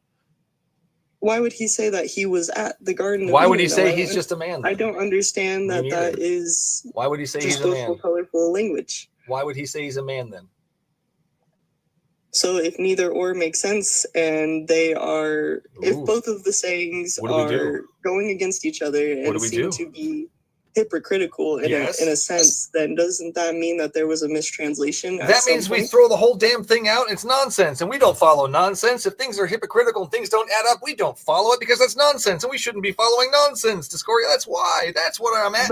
That's where I'm at with this entire book, this entire belief structure. It's nonsense, and we should just throw it out. Well, my issue with the Bible is that it has been translated so many times that there's a lot of stuff that is mixed up and hard to understand. So why but do we believe any of it? I've been solidified in my beliefs, the reasons why I believe them so heavily is because of science slowly discovering the things that the Bible already told us would be there.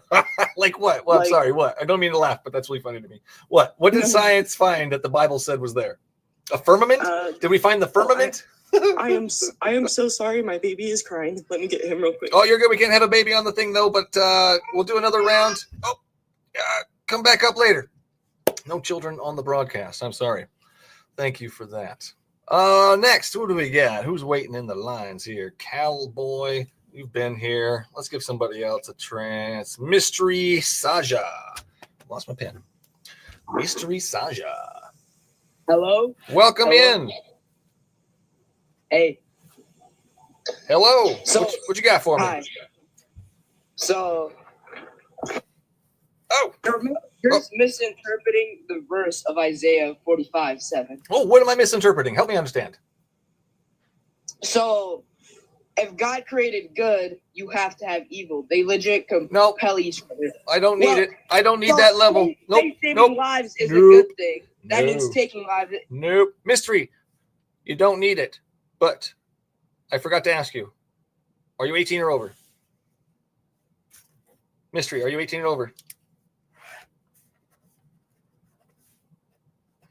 Mystery, are you 18 or over? Hello, hello, hello. Are you there? All right. Oh, there you are. Mystery, 18 or over? I muted myself. No, I did that. Mystery, are you 18 or over?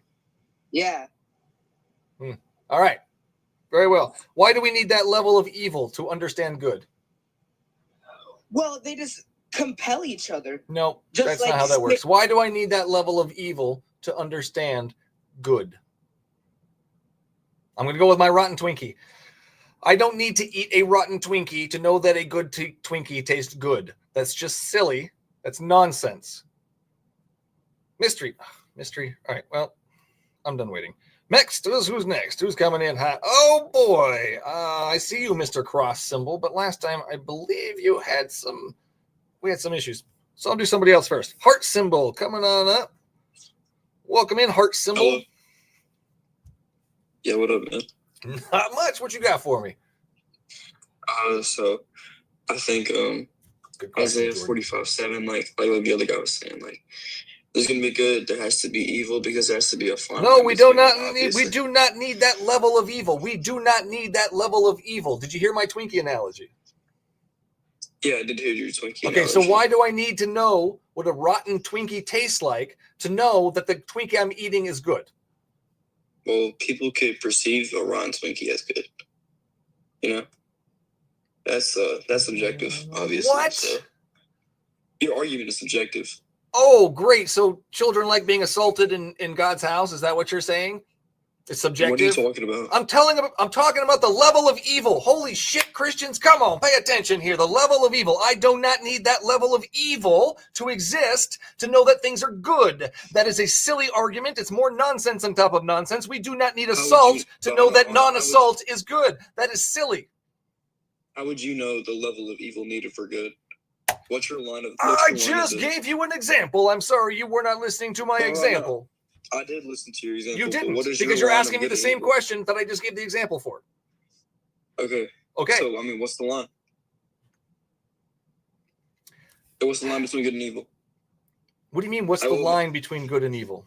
You have to give me a definition between good and evil. What do you mean, a definition between good and evil? Because some people differ, right? It's all subjective. So we need something that has good and evil, like, and it gives us like a. Did you hear my thing about being assaulted in God's house? Do you think that's a level of evil that we need to know about? Who gets assaulted in God's house, man? What are Children, you talking about? all the time. Do you not pay When? attention? Where do you When? live? What planet are you on? Earth. Okay, on Earth, children get assaulted in God's house all the time. That's a fact. Okay. Why do we need that level of evil to understand good? I couldn't tell you.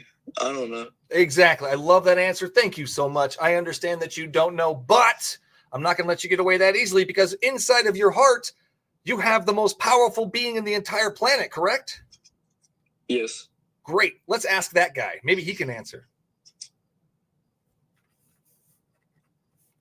Did you ask him? Did you ask the guy living inside of your heart, the most all-powerful, all-knowing being in the entire universe? Did you ask him why we need that level of assault? I mean, he's not going to respond immediately. Well, that's silly. I thought someone was living inside of your heart. Wait, man, hold on. Hold on. What? It's not always his doing. You know what I'm saying?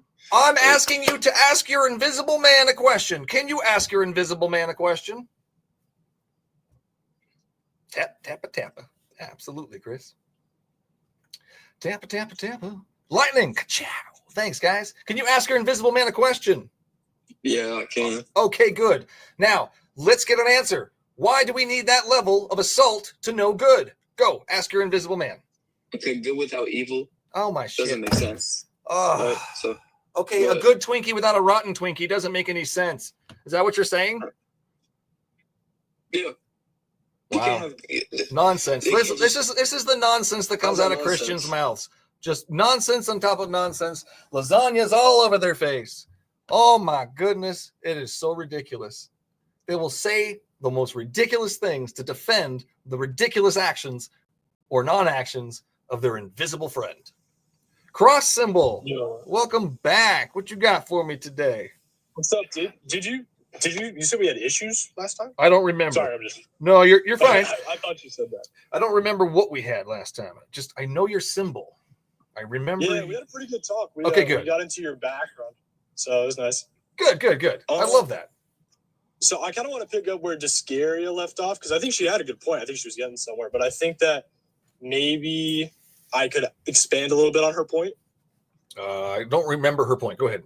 Remind me. She was talking about. We were talking about Prince of Tyre, or you love that one because it's a prophecy about. Oh yes. Or it's. She said that I was talking about. No, that's not a good one. That's terrible because you have to add to it. You have to add to what this is saying. I don't think you do. I think that if you use like direct words from Jesus's mouth, you could actually. I'm using direct words from Ezekiel. I'm not using direct words from the New Testament. I'm using the Old Testament. Can we go with the words that I'm using, or do we have to use words by somebody else? You're using good with that, but they're backed up by a different. We talked about this last time. Remember with Corinthians and Romans? Why are you hesitant to go to like a? I'm not trying to be mean here. But yes. So I don't need the New Testament at this point. I'm reading this. The people who wrote the New Testament had access to this. So everything they wrote doesn't matter to me at this point because they knew how to change things to make it sound how they wanted. So therefore, I'm going to stick with the original here, Ezekiel 28, and I want to focus on that. Okay. Well, that does take away what I had biblically to back up my point. So I will just tell you my point. But it's hard to ground it on anything. But I'll just tell you, because I think we had this conversation last time. Biblically, right in Matthew from I'm not going to get into it. I know you said you don't want to get into it. I'll respect that. But adding to the Old Testament to make it make sense. I'm not going to add to it. We're good. We just disregard what I'm saying. I'm just setting it up so we have a little bit of foundation, right? Because I don't want you to think I'm pulling stuff, But anyway, it's a dual prophecy, right? Even though it doesn't. AKA meaning that what he's saying about the Prince of Tyre is also applied to Lucifer, and it's an idea. Nope. Does not say Lucifer. It does not say Lucifer. It says the king of Tyre. You're going to add to it. I don't want to hear it. I don't want you to add to it. I don't want you to take away from it. I want you to read it as it is and tell me who is it talking about. Right. Well, yeah, if we use that, then it's the Prince of Tyre, and you're totally right. Like you've won that if that's what. Right. So we're not adding to it. We don't need to add things to it. We're going to stick with what it says. So why are we adding to it now? If we've had these conversations. You're a super solid guy in your position, right? You're smart. You know what you're talking about. Why can't we branch out a little bit and try to? I told you expand why. our ideas. Why we have to What was my focus reason? on, like, What was my reason pure why verse? we're I not think going? if we focus there, we can get a lot of help. Why are we not going there? Well, you don't want to go there because you believe that the New Testament is backing, is trying to provide support for the Old Testament. Right? Absolutely. You think that, they saw the Old Testament. They're like, oh, we need to fix that. These are issues that come up. Right. I think that's. I don't know, but I don't know about fix the issues. But go ahead. Go ahead. What I want to talk about, right, is from the book of Matthew, and it's not like, if we're talking about a Paul letter, right? Did the book of the person who wrote the book of Matthew? Right? Did the person who wrote the book of Matthew have the book of Ezekiel? You know, I don't know enough of my history to know that, but I'm pretty sure, man, probably. Right. I can't give you an answer there, but how did they interpret coming it? From?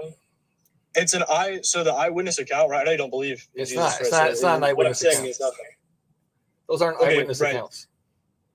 The book of Matthew is an eyewitness account. It is not. It is not a Matthew eyewitness account. He's hearing stories, what other people have said, and he's writing it down.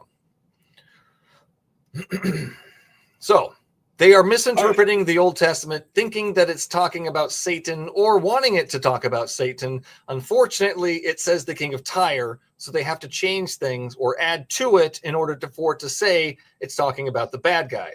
I'm sorry, I can't follow you if you're going to go somewhere where somebody had a chance to manipulate the text.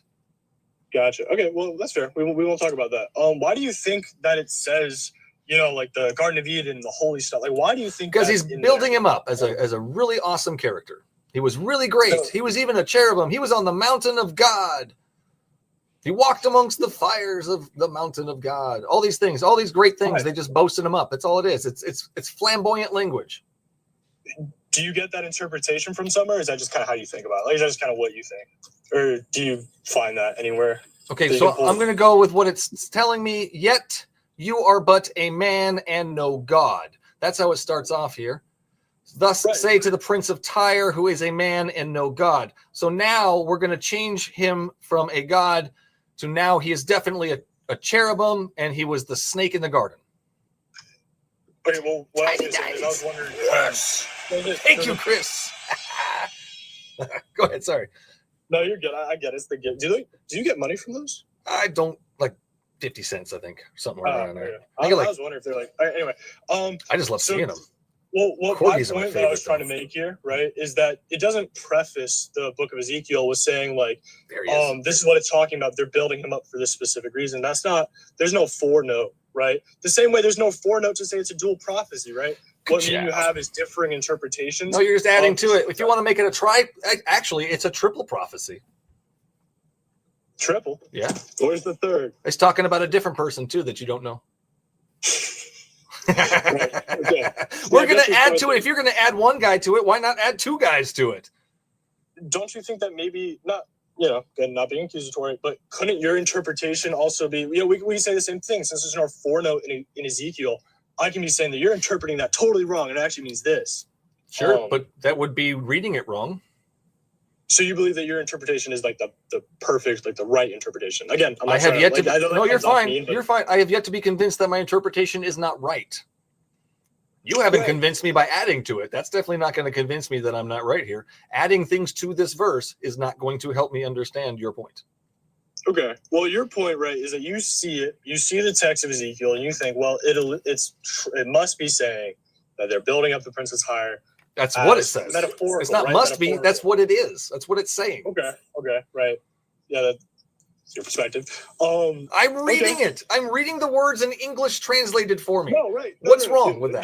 Don't get me wrong. You are reading it, but you're not like, your interpretation. I'm not adding to it. Right. I'm not going to add to it. Okay. All right. Well, great. So why did God create the bad guy?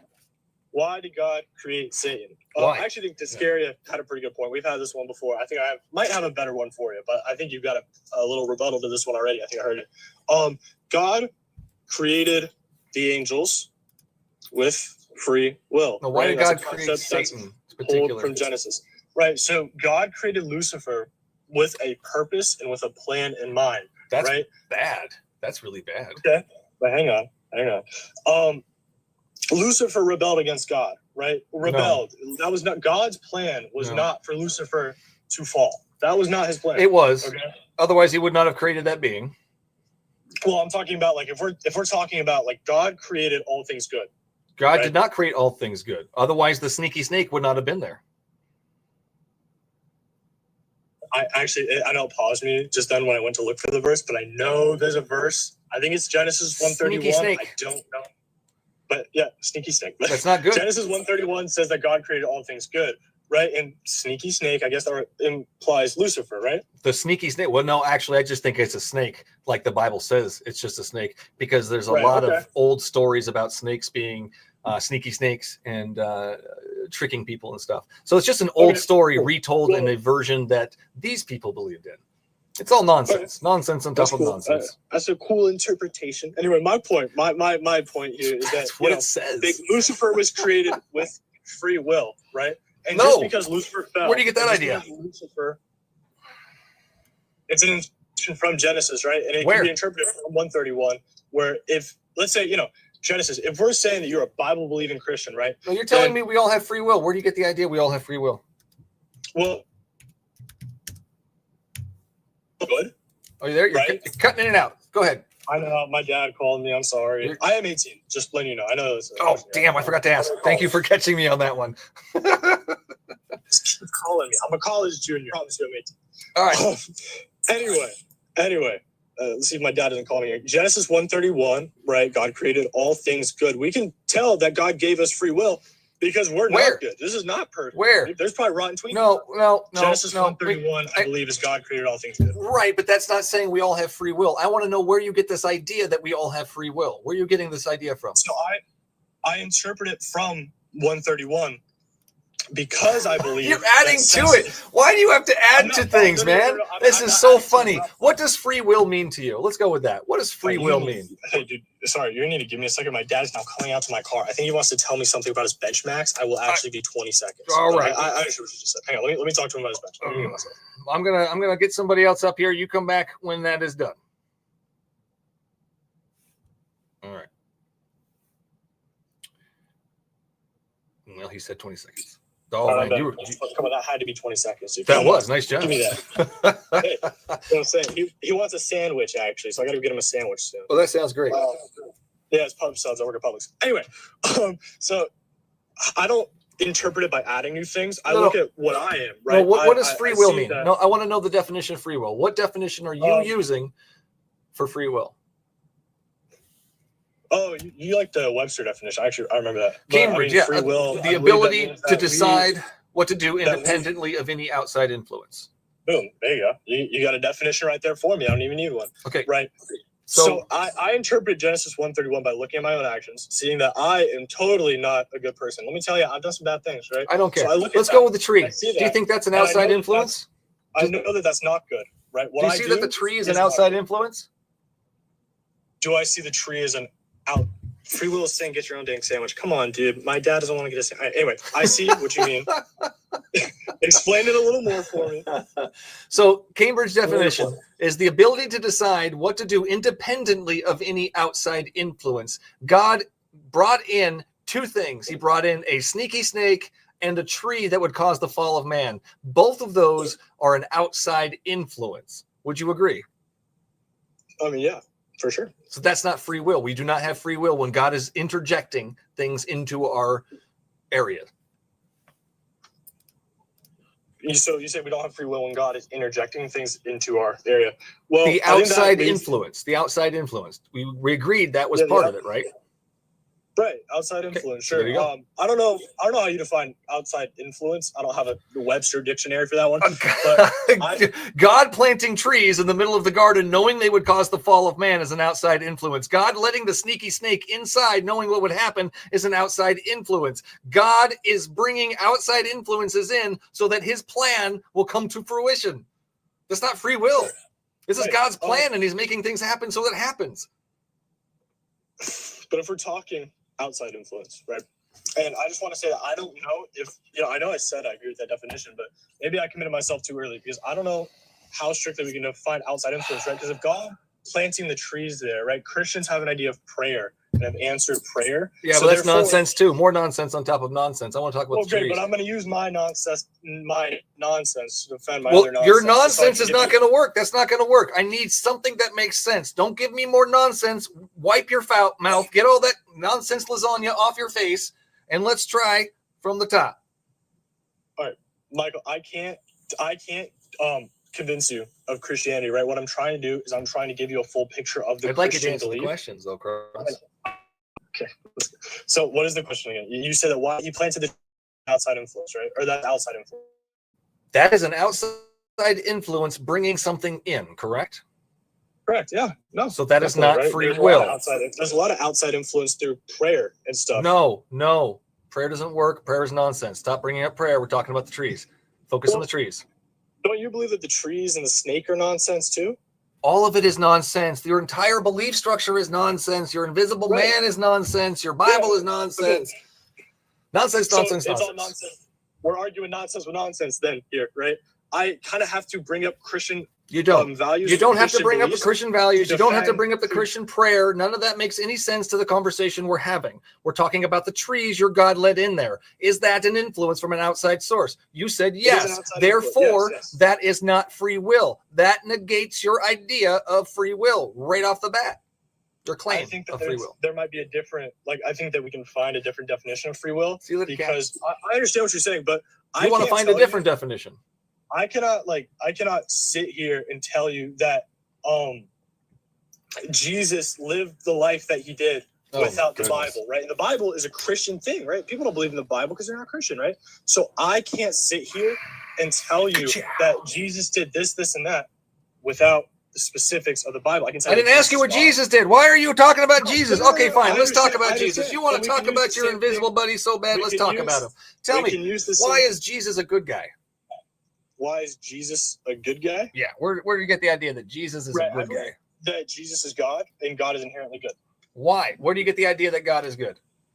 Genesis 1:31, it says that God was good, or God created all things good. No, Isaiah 45:7, he creates evil. Do that one to me. I don't want to pause you.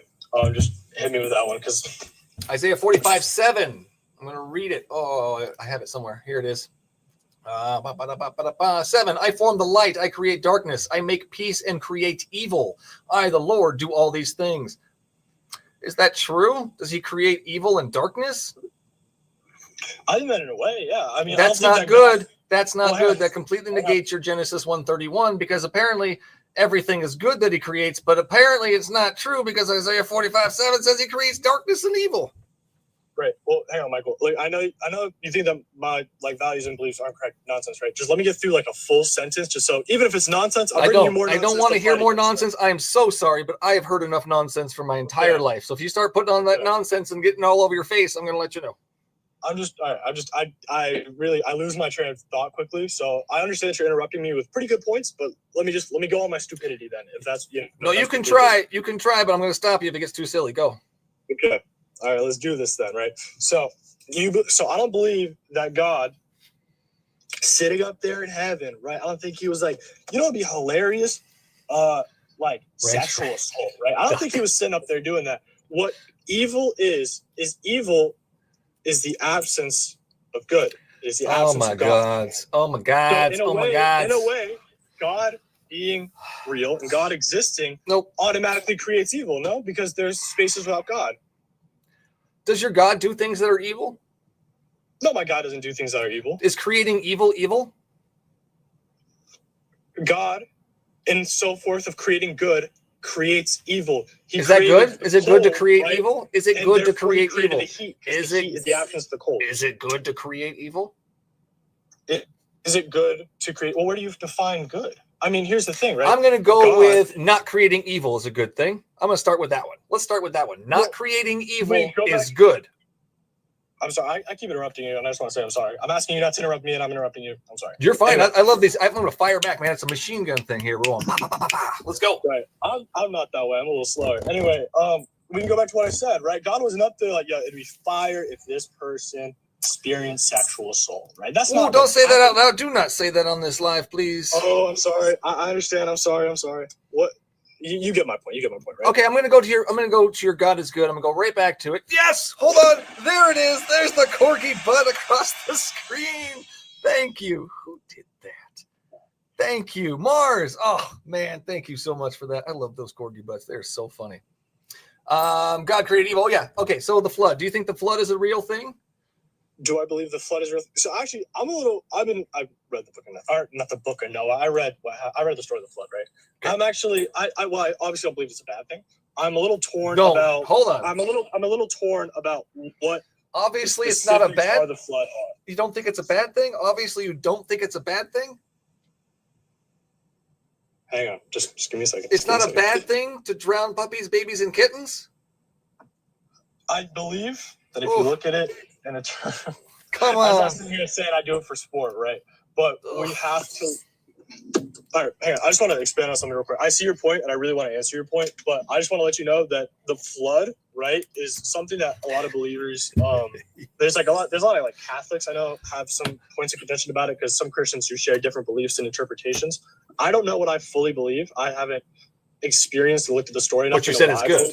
You don't know what you fully believe, but you said it's good. Do you believe that puppies, babies, and kittens drown if it was true? Do I believe that puppies, babies, and kittens drowned if it was true? I mean, yeah, that's. And how is that a good thing? Please help me understand how that's a good thing. Well, I think we're looking at this in like a bubble, right? We're looking at it. I'm looking at it with common sense and logic. Is it a good thing to drown puppies, kittens, and babies?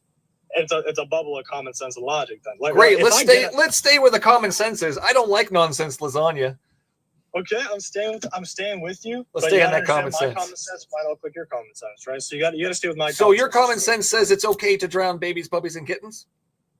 I just want to make sure you're not looking at this like so.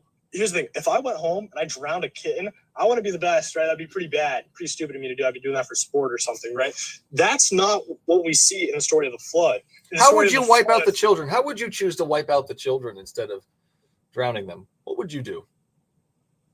Dude, I'm not going to answer that. You don't need that answer. What do you mean? What would I do instead of drowning children? It's a good thing that your God did it, is it not?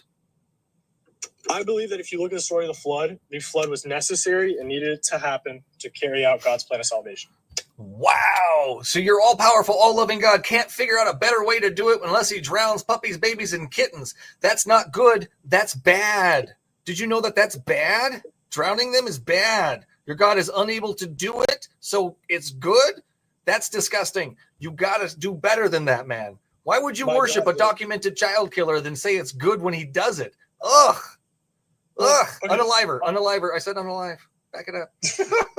Is that what you have to say on TikTok? Yeah, it's really dumb, but yes.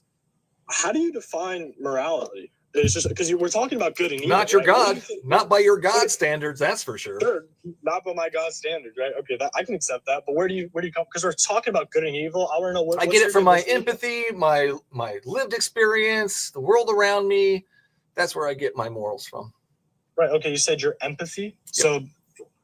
Yep.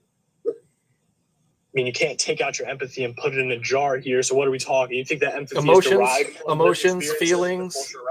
Right. You can't. Personal experience. So here's my thing, because I think believers can prove their stuff on the same. But they can't. Oh my shit! You cannot. Your God drowns children because he can't figure out another way to do it. That you do not have a good source of morality. Your center of morality is a documented child unaliver. He's also a jealous God that punishes children for the sins of their fathers. He also needs bloodshed for forgiveness. He also wants to drown fish in blood at the end of the world. It's disgusting. He is not good. His ideas are silly and monstrous. I don't see the good. Help me understand the good. Show me something good. Okay. So when you said, sorry, I just got whirlwinded a little bit by my own brain. So do you believe in subjective morality? I want you to show me something good. Okay. Do you believe in subjective morality? I have subjective morality. Now show me something good.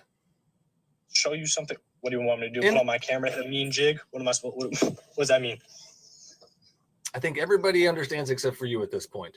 Which part of your God's story is good? Like throughout the whole Bible? Anywhere you want to point out. Anything. Show me something good. Show me the love. Jesus' death on the cross. Oh my God, that's disgusting. Hebrews 9:22, without the shedding of blood, there is no forgiveness. Your God refuses to forgive people without unaliving himself to himself and then bathing everybody in his red stuff. That's disgusting and silly. Your God is a monster. Okay. Do you require the death of the innocent to forgive the guilty? Do I require the death of the innocent to forgive the guilty? To forgive the guilty. Okay. Well, obviously, no. No, but your God does, and you say it's loving. Would it be loving if I required the death of the innocent to forgive you? Would that be a loving act? Well, no. No. Because it's not. Hang on. You're catching me off here. What I believe, right, is I believe that there has to be a punishment. There has to be. There does not. For sin. There does not. So okay. Then there's no. If there's no punishment, if there's no consequence of sin, then there's no deterrent. Okay, so if I am a serial unaliver and on my deathbed, I give my heart to Jesus, do I get punished in hell or do I go to heaven? So that's actually interesting. People have different perspectives on that. What I believe, right, and what I believe most believers believe is, I said believe a lot, but anyway, if you say the sinner's prayer, right, if you are truly repentant, and then because God knows your heart, if you're truly repentant in that moment and you give your life to Christ, then I believe that person can go to heaven. And that's ding, ding, ding. Yeah. That's controversial to your thing you just said. All sin has to be punished. Evil has to be punished. That's not punishing evil. Right. Well, no, because hang on. There's a good point here. Nonsense lasagna, absolutely. Jesus' death and his blood on the cross, right? That's enough to sacrifice. That's enough to appease your God's bloodlust. Now he's going to be okay with everybody. Now that the death of the innocent has taken place and everybody is covered in that red stuff, God can't see your filth. All he sees is the red stuff of his own kid. That is disgusting. If that's the language you want to use, right, then that's what it is. That's exactly what it is. Okay, sure. But I think other people can maybe use different rhetoric. Anyway. You can use different language, but that's exactly what it is. You're covering yourself in the red stuff of the all holy, all righteous, perfect innocent that your God needed to unalive in order to forgive people. I don't know about you, but I can forgive people without bloodshed. Can you? Can you do it? I'm not God. Your God is so weak that he has to have that in order to forgive people? Us mere humans can forgive people without that bullshit? Wow. We are more powerful than your God. My power of forgiveness is more powerful than your God. I don't understand any of this because I can also go to... Did you know he'd forgive without bloodshed? Where are we pulling that from? Because of course he does. I mean, I believe I'm forgiven. I've never slain a goat on the altar. But you have Jesus' blood, right? Right. So again, he doesn't need it. Sin can be forgiven through prayer, James 5:14. That was before Jesus' death. Yahweh atoned Isaiah's sin with a hot coal in Isaiah 6:6. Jesus didn't have to unalive then. Jesus gave the disciples the power to forgive in John. So that Jesus didn't have to unalive then. Yahweh forgives David in 2 Samuel 12:13. Again, Jesus forgives a paralyzed man in Matthew 9:2, Luke 5:20, and Mark 2:5 without shedding a single drop of blood. God is able to forgive without bloodshed, but he refuses to because he wants to receive, I don't know, power and recognition for it. Look at me. I unalived myself for myself, so now I forgive you. I know you guys can forgive each other without that, but I need that. I don't think that's powerful. I don't think that's awesome. I don't think that's good. I think that's disgusting and pointless. Was the book of James written before the death of Jesus? This is not me trying to sound uneducated. I don't know. I don't know. It's a good question. I think it was written after. I think all the books were written after the death of Jesus, as a matter of fact. All of them.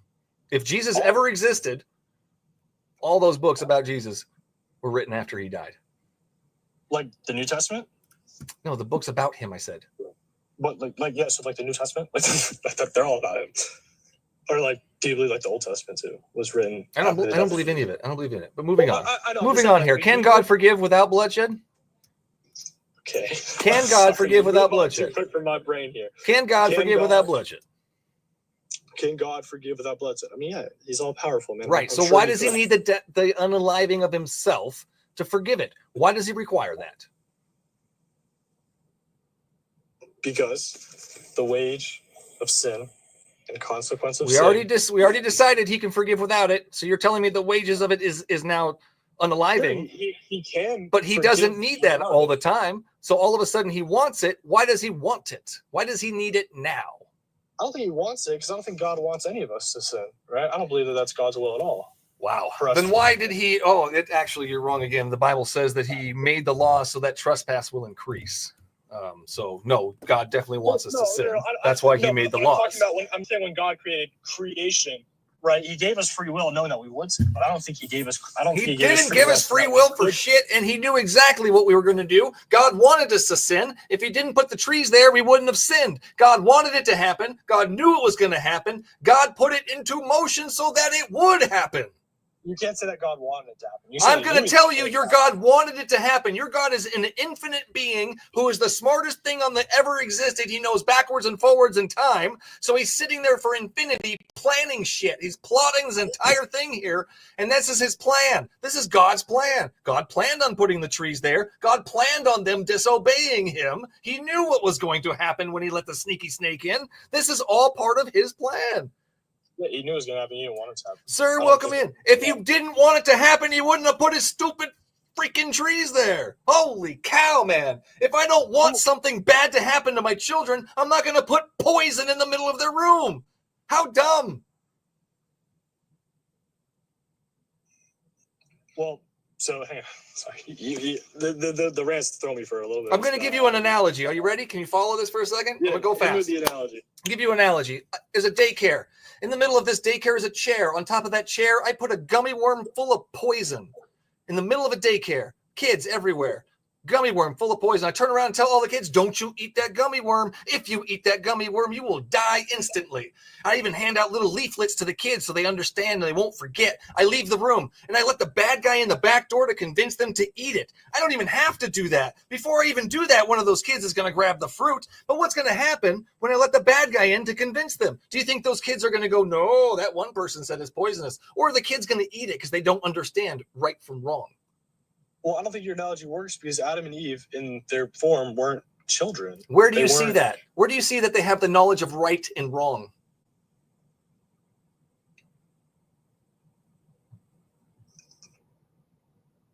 You just confused me there. Where do I see that Adam and Eve have the knowledge of right and wrong? Right. Where did they get the idea of good and evil before they ate the tree?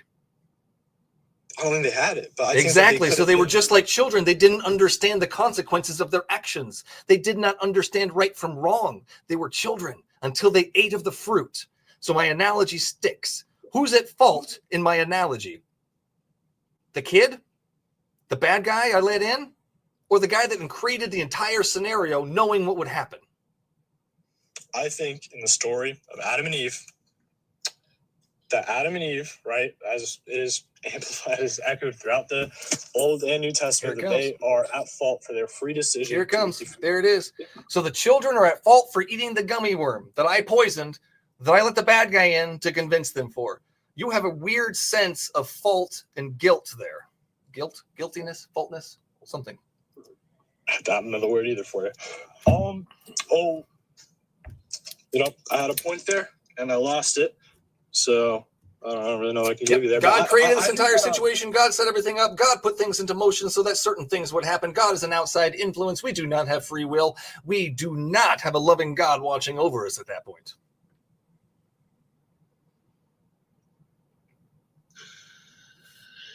So I think, I'm just grasping the general point. It was a setup, Fergus. Absolutely, it's a setup. 100%. But I'm not God. Yeah, there always that. I love that one. Thank you, We Are DNA. Welcome in, We Are DNA. All right, man. I don't know if I can. All right. Do you want to move on? You can move on. Yeah, I think we're going to move on from here. I'm actually going to take one more guest after you and then call it quits for the evening. It's getting a little bit later over here. But I appreciate your time and effort, man. You can come up next time. I'll be back on, what day is today? Thursday? I'll be back on Sunday. And you're more than welcome back on Sunday. Let's do it, man. Hey, have a good night, man. I hope everything goes well. You too. Thanks, man. Oh, break free from the bondage of faith. Break free from the bondage of faith, please. Oh, my goodness. Nonsense. It just makes you sound ridiculous, Christians. Bending over backwards for a documented child unaliver. who needs bloodshed for forgiveness. Ka-chow. Thank you, sir. Man. All right, here we go. Discaria. All right, we will end it with Discaria. Come on up. Get your second chance here. Hey, man. Welcome back. I'm so sorry that I had what happened before, but I'm curious about your thoughts on the discoveries of Mount Sinai, the city of Canaan, the evidence of the plagues in Egypt. What evidence of the plagues in Egypt? Do you need me to send you the links? I don't believe any of the evidence is proving of the Bible. I have yet to see anything that is convincing that the Bible stories are true. Let's just go with that then. Let's pretend that the Exodus story is true.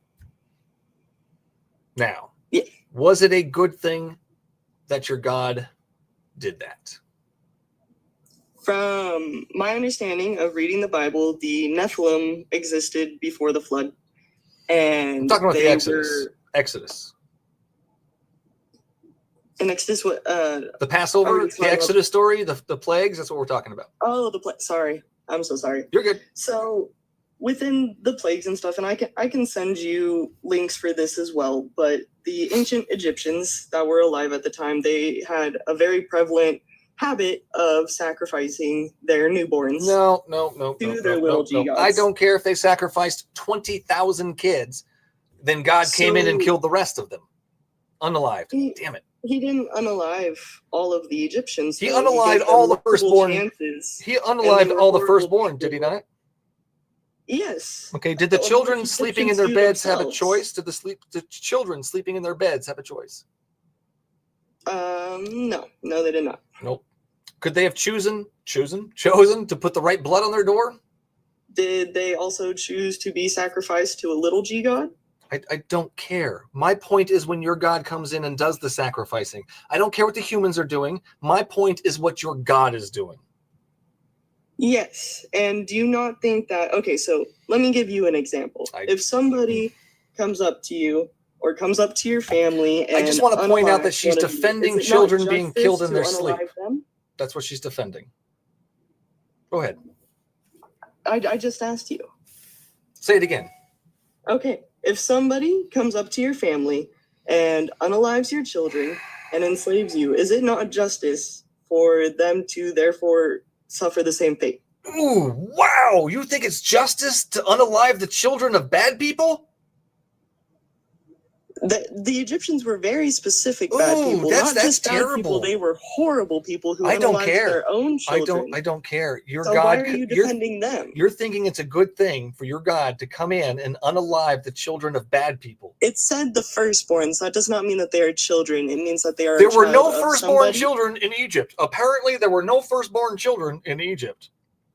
I'm not saying that all. Okay, so there were firstborn children in Egypt. So let's stick to the point. What I'm talking about is the children he sacrificed while they were sleeping in their beds. That's what I'm talking about. Let's stay focused on that. Is that not the children that he created that are coming back directly to him that are facing no pain or suffering? So do you have? So how are the children? Do you have a problem with? Do you have a problem with abortion? No, I am pro-choice. Okay, good. Good. So I am pro-choice. So I'm asking all you, babies should be sacrificed. To the children when the children are not suffering so at all. You think that all babies should be sacrificed because it's better that they go right to heaven? I'm saying that it is that they did not suffer at all, and it punished their parents alone. It did not punish the children because they did not punish the kids. They didn't get to live their life on planet Earth. Why would you want to? I enjoy my life. I don't know about you, but I'm enjoying my life. There's plenty of people that would not, and wouldn't you rather? Some people do have a rough life. Heaven did exist. That's for sure. If this magical land in your brain existed, wouldn't you rather go there? No, I wouldn't, because I read everything down here. No, I would definitely not want to go there. I don't want to be there. I don't want to spend eternity serving the documented child unaliver that lives there. I don't want to spend eternity without night. I don't want to spend eternity with that dude's name on my forehead. I don't. I think that's weird. Even though evil and I also don't like gold. There. I think gold is an ugly color. Confused. God loves gold. I'm a little bit confused. Can I just clarify something? You were talking about all the evil on this planet and about how God did not need to create evil. And no, I'm talking about Satan specifically. But then you're saying that you don't want a world that exists without evil. I was talking about Satan. I was talking about Satan. I was talking about Satan, the bad guy that was released upon this world to cause death and destruction. That's what I was talking about. The evil that is Satan. That is the evil we don't need. So you agree with his creation, but you don't agree about a world without him? That doesn't make sense. You don't want a world without him. Either way, how does that make sense? It's very easy. I don't like your character. I don't think he exists, number one. And if he did, I wouldn't want to spend eternity with him. It's very simple. Okay, Which part's confusing? An opinion. That's not any proof or rebuttal. That's just absolutely. That's my opinion. I don't. Because you're asking me for proof. I didn't ask for proof. I don't think that it's good to worship this guy. I don't think it's good to worship documented child unalivers. I don't think it's good to worship the people that demand bloodshed for forgiveness. I don't think it's good to worship somebody who wants to drown fish in blood. But you said that you enjoy your life. I do enjoy my life. If he were to exist and he was the one who gave you your life, then how are you not giving him any credit for the good and only giving him all the credit for the bad? That doesn't make sense either. Why are you not giving him credit for the bad, only the good? I am giving him credit for the bad. I'm saying that so God he's does the only bad one things. with the authority to make that judgment. So Us God humans does bad cannot make things? that judgment. So does God do bad things? God created evil. Does God do bad things? No, he does things that we do not understand. Oh my goodness. Okay, so you're not even the following children in the whole Egypt, thing here. I don't know. We cannot say if that is judgment or not. I can say that's a bad thing. Judgment. It's a bad thing to unalive children in their sleep. I'm going to tell you right now, that's a bad thing. It's also a bad thing to drown them. Are we talking about the flood now? I'm telling you, it's a bad thing to do the things that he did. It's bad. That's what I'm saying. Are you not paying attention? It's bad to do those things. Is it good to unalive children in their sleep? It's not something I would ever do. Why? Why wouldn't you do it? I would never do it because I would never have a just means to do it. And Yahweh says that it is not our job to pass judgment on others. It is only so our job. It's okay as when God humans. does it. Why is it okay when God does it? It is his job. It's his job to slaughter children in their sleep? It's his job to pass judgment on it's the people his job that to slaughter the people innocent children in their sleep. Of whom their entire family He's and everything passing that they judgment on also innocent slaughtered children. the innocent children of the Israelites. Innocent children sleeping in their bed. He's passing judgment on them. So you think that it was right for Yahweh to leave the Israelites forever in slavery? How long were they enslaved? For what was it? Was it 1,000 years? I'm sorry, I'm blanking. It was. I think it said 400, but even 1,000 is even worse. But let's just say 400 years. Do you think that generations passed away without Yahweh rescuing them? Yes. Oh. But do you know something else that the Bible says? All right. So why did God all of a sudden? Why did God all of a sudden care? 400 years later, why did God all of a sudden care? I can actually answer this one. It is because Yahweh made it clear that the sins of our parents will fall upon generation after generation after them. So those sins needed to be washed away and washed out to where someone was completely innocent for them to be saved. Because the sins of our parents do fall on us, and that today it looks like generational trauma. Exodus 12. It's because he finally heard them. The noise, the complaints, they reached him. Exodus 12. Yes, and why could he not hear them before? If not, I don't know. Why can't your all-powerful God hear something? Their hearts. He can't. Wait, what? Because they have sin? He can't hear them because they're sinful? Because of the specific sins that they committed that were passing on throughout their generations. What sin was so bad that God could not hear them? He mentions a couple in the Bible. What was so bad that God refused to listen to his children enslaved? I am blanking on the specifics. All right, let's go with this. If your children were enslaved and they were crying out to you, would you save them? I think that the important part is that God could see their hearts. No answer there. You all heard it. No answer. God can see their hearts. No, I'm answering. That's the answer. Let me answer. That's not an answer. If I could see their hearts and they were truly in woe and they truly believed in me and wanted to be saved, then I would save them. That is sad. I love my children more than you do because I would save them. I don't care what they did. I don't care how much they hated me. I would still save them if they needed to be saved. I wouldn't wait 400 years for their hearts to become pure. That's just monstrous. That's monstrous. I'm a better parent than your God. You are from a perspective of this life being the only life that there I is. am a better parent than your God.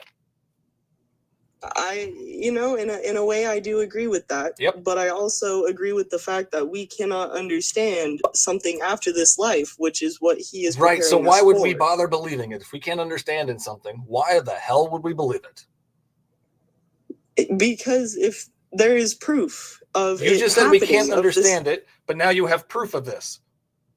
I'm saying that it's hard to understand the individual little What knickknacks is your in the proof of Bible, or this? even the big things in the Bible. It is hard to What understand is it, your and proof no of human this? can comprehend all of it. What is your proof of this afterlife? Of this afterlife? What is your proof? You said there's proof of an afterlife. What is it? I said that there's proof of the Bible. There is no proof of the Bible. Yes, there is. They discovered Mount Sinai. They discovered Lot's wife. They discovered the city of Canaan. They did not discover Lot's wife. Oh, my shit on a Tuesday. They discovered... they did not discover Lot's wife. And just because places that the Bible said existed real life doesn't mean the Bible was true. We're going to go with Superman, Spider-Man. Spider-Man lives in New York. That doesn't mean Spider-Man is real. We cannot believe that these magical characters exist because they use the names of real cities or real mountains. That's not enough proof to mean that these things are real. Question, then? That's weird. We need better proof than that. We really need better proof than that to believe something. So if we're just talking about places not being enough proof, then that's understandable. But what about whenever they drilled into the earth and I can send you the links for this, and they're all purely scientific. There was a layer that had full proof of the flood happening and the world being wiped. What about that? It's false. There is no proof. There's zero proof that your worldwide flood is real. There is zero proof. Do you need me to send it? You can send all the nonsense you want, but that doesn't make it any less nonsense. So you're just denying science. There is no scientific proof. There is zero scientific proof that your worldwide flood existed. I'm sorry. I've looked. It's not there. I don't want your nonsense. I don't want it. It is a scientific paper. There's no scientific paper in the existence of scientific papers that say your biblical flood was a real story. I'm sorry, that is nonsense on top of nonsense, and I will not allow it. There is no religion between the people who Discaria, I appreciate so I'm just confused. I appreciate you coming up. I thank you so much for your time. You are welcome back next time. We'll be back on Sunday. I am going to let you go, so I'm going to go eat some dinner. You're all good. You have a great day. You have a wonderful evening. Thank you so much, everybody, for joining. You can find me at thebiblesayswhat.com. New show every Sunday, Wednesday for patrons. Sign up on Patreon. You get yourself an early episode. Don says the Bible makes two types of claims, those that can't be proven and those that have been proven to be wrong. Love it, Don. Thank you so much. I'm also live here on TikTok and YouTube every Sunday, Tuesday and Thursday at 4:30 p.m. PST. That's Las Vegas time, Sin City time. See you guys on Sunday. Thank you so much for watching. Thanks for stopping by. Thanks for everybody in the chats. Thanks for all the... Don't answer. Oh, sorry. Thought I had a message about the chats. Thank you for all the chats. Thank you for all the tiny dinies, the lightning bolts, everything. Thank you, guys. I appreciate it. We are DNA. Thanks for showing up. I appreciate it all, Mr. Morpheus. Thank you, guys. Have a wonderful evening. I will see you guys Sunday. Ka-chow.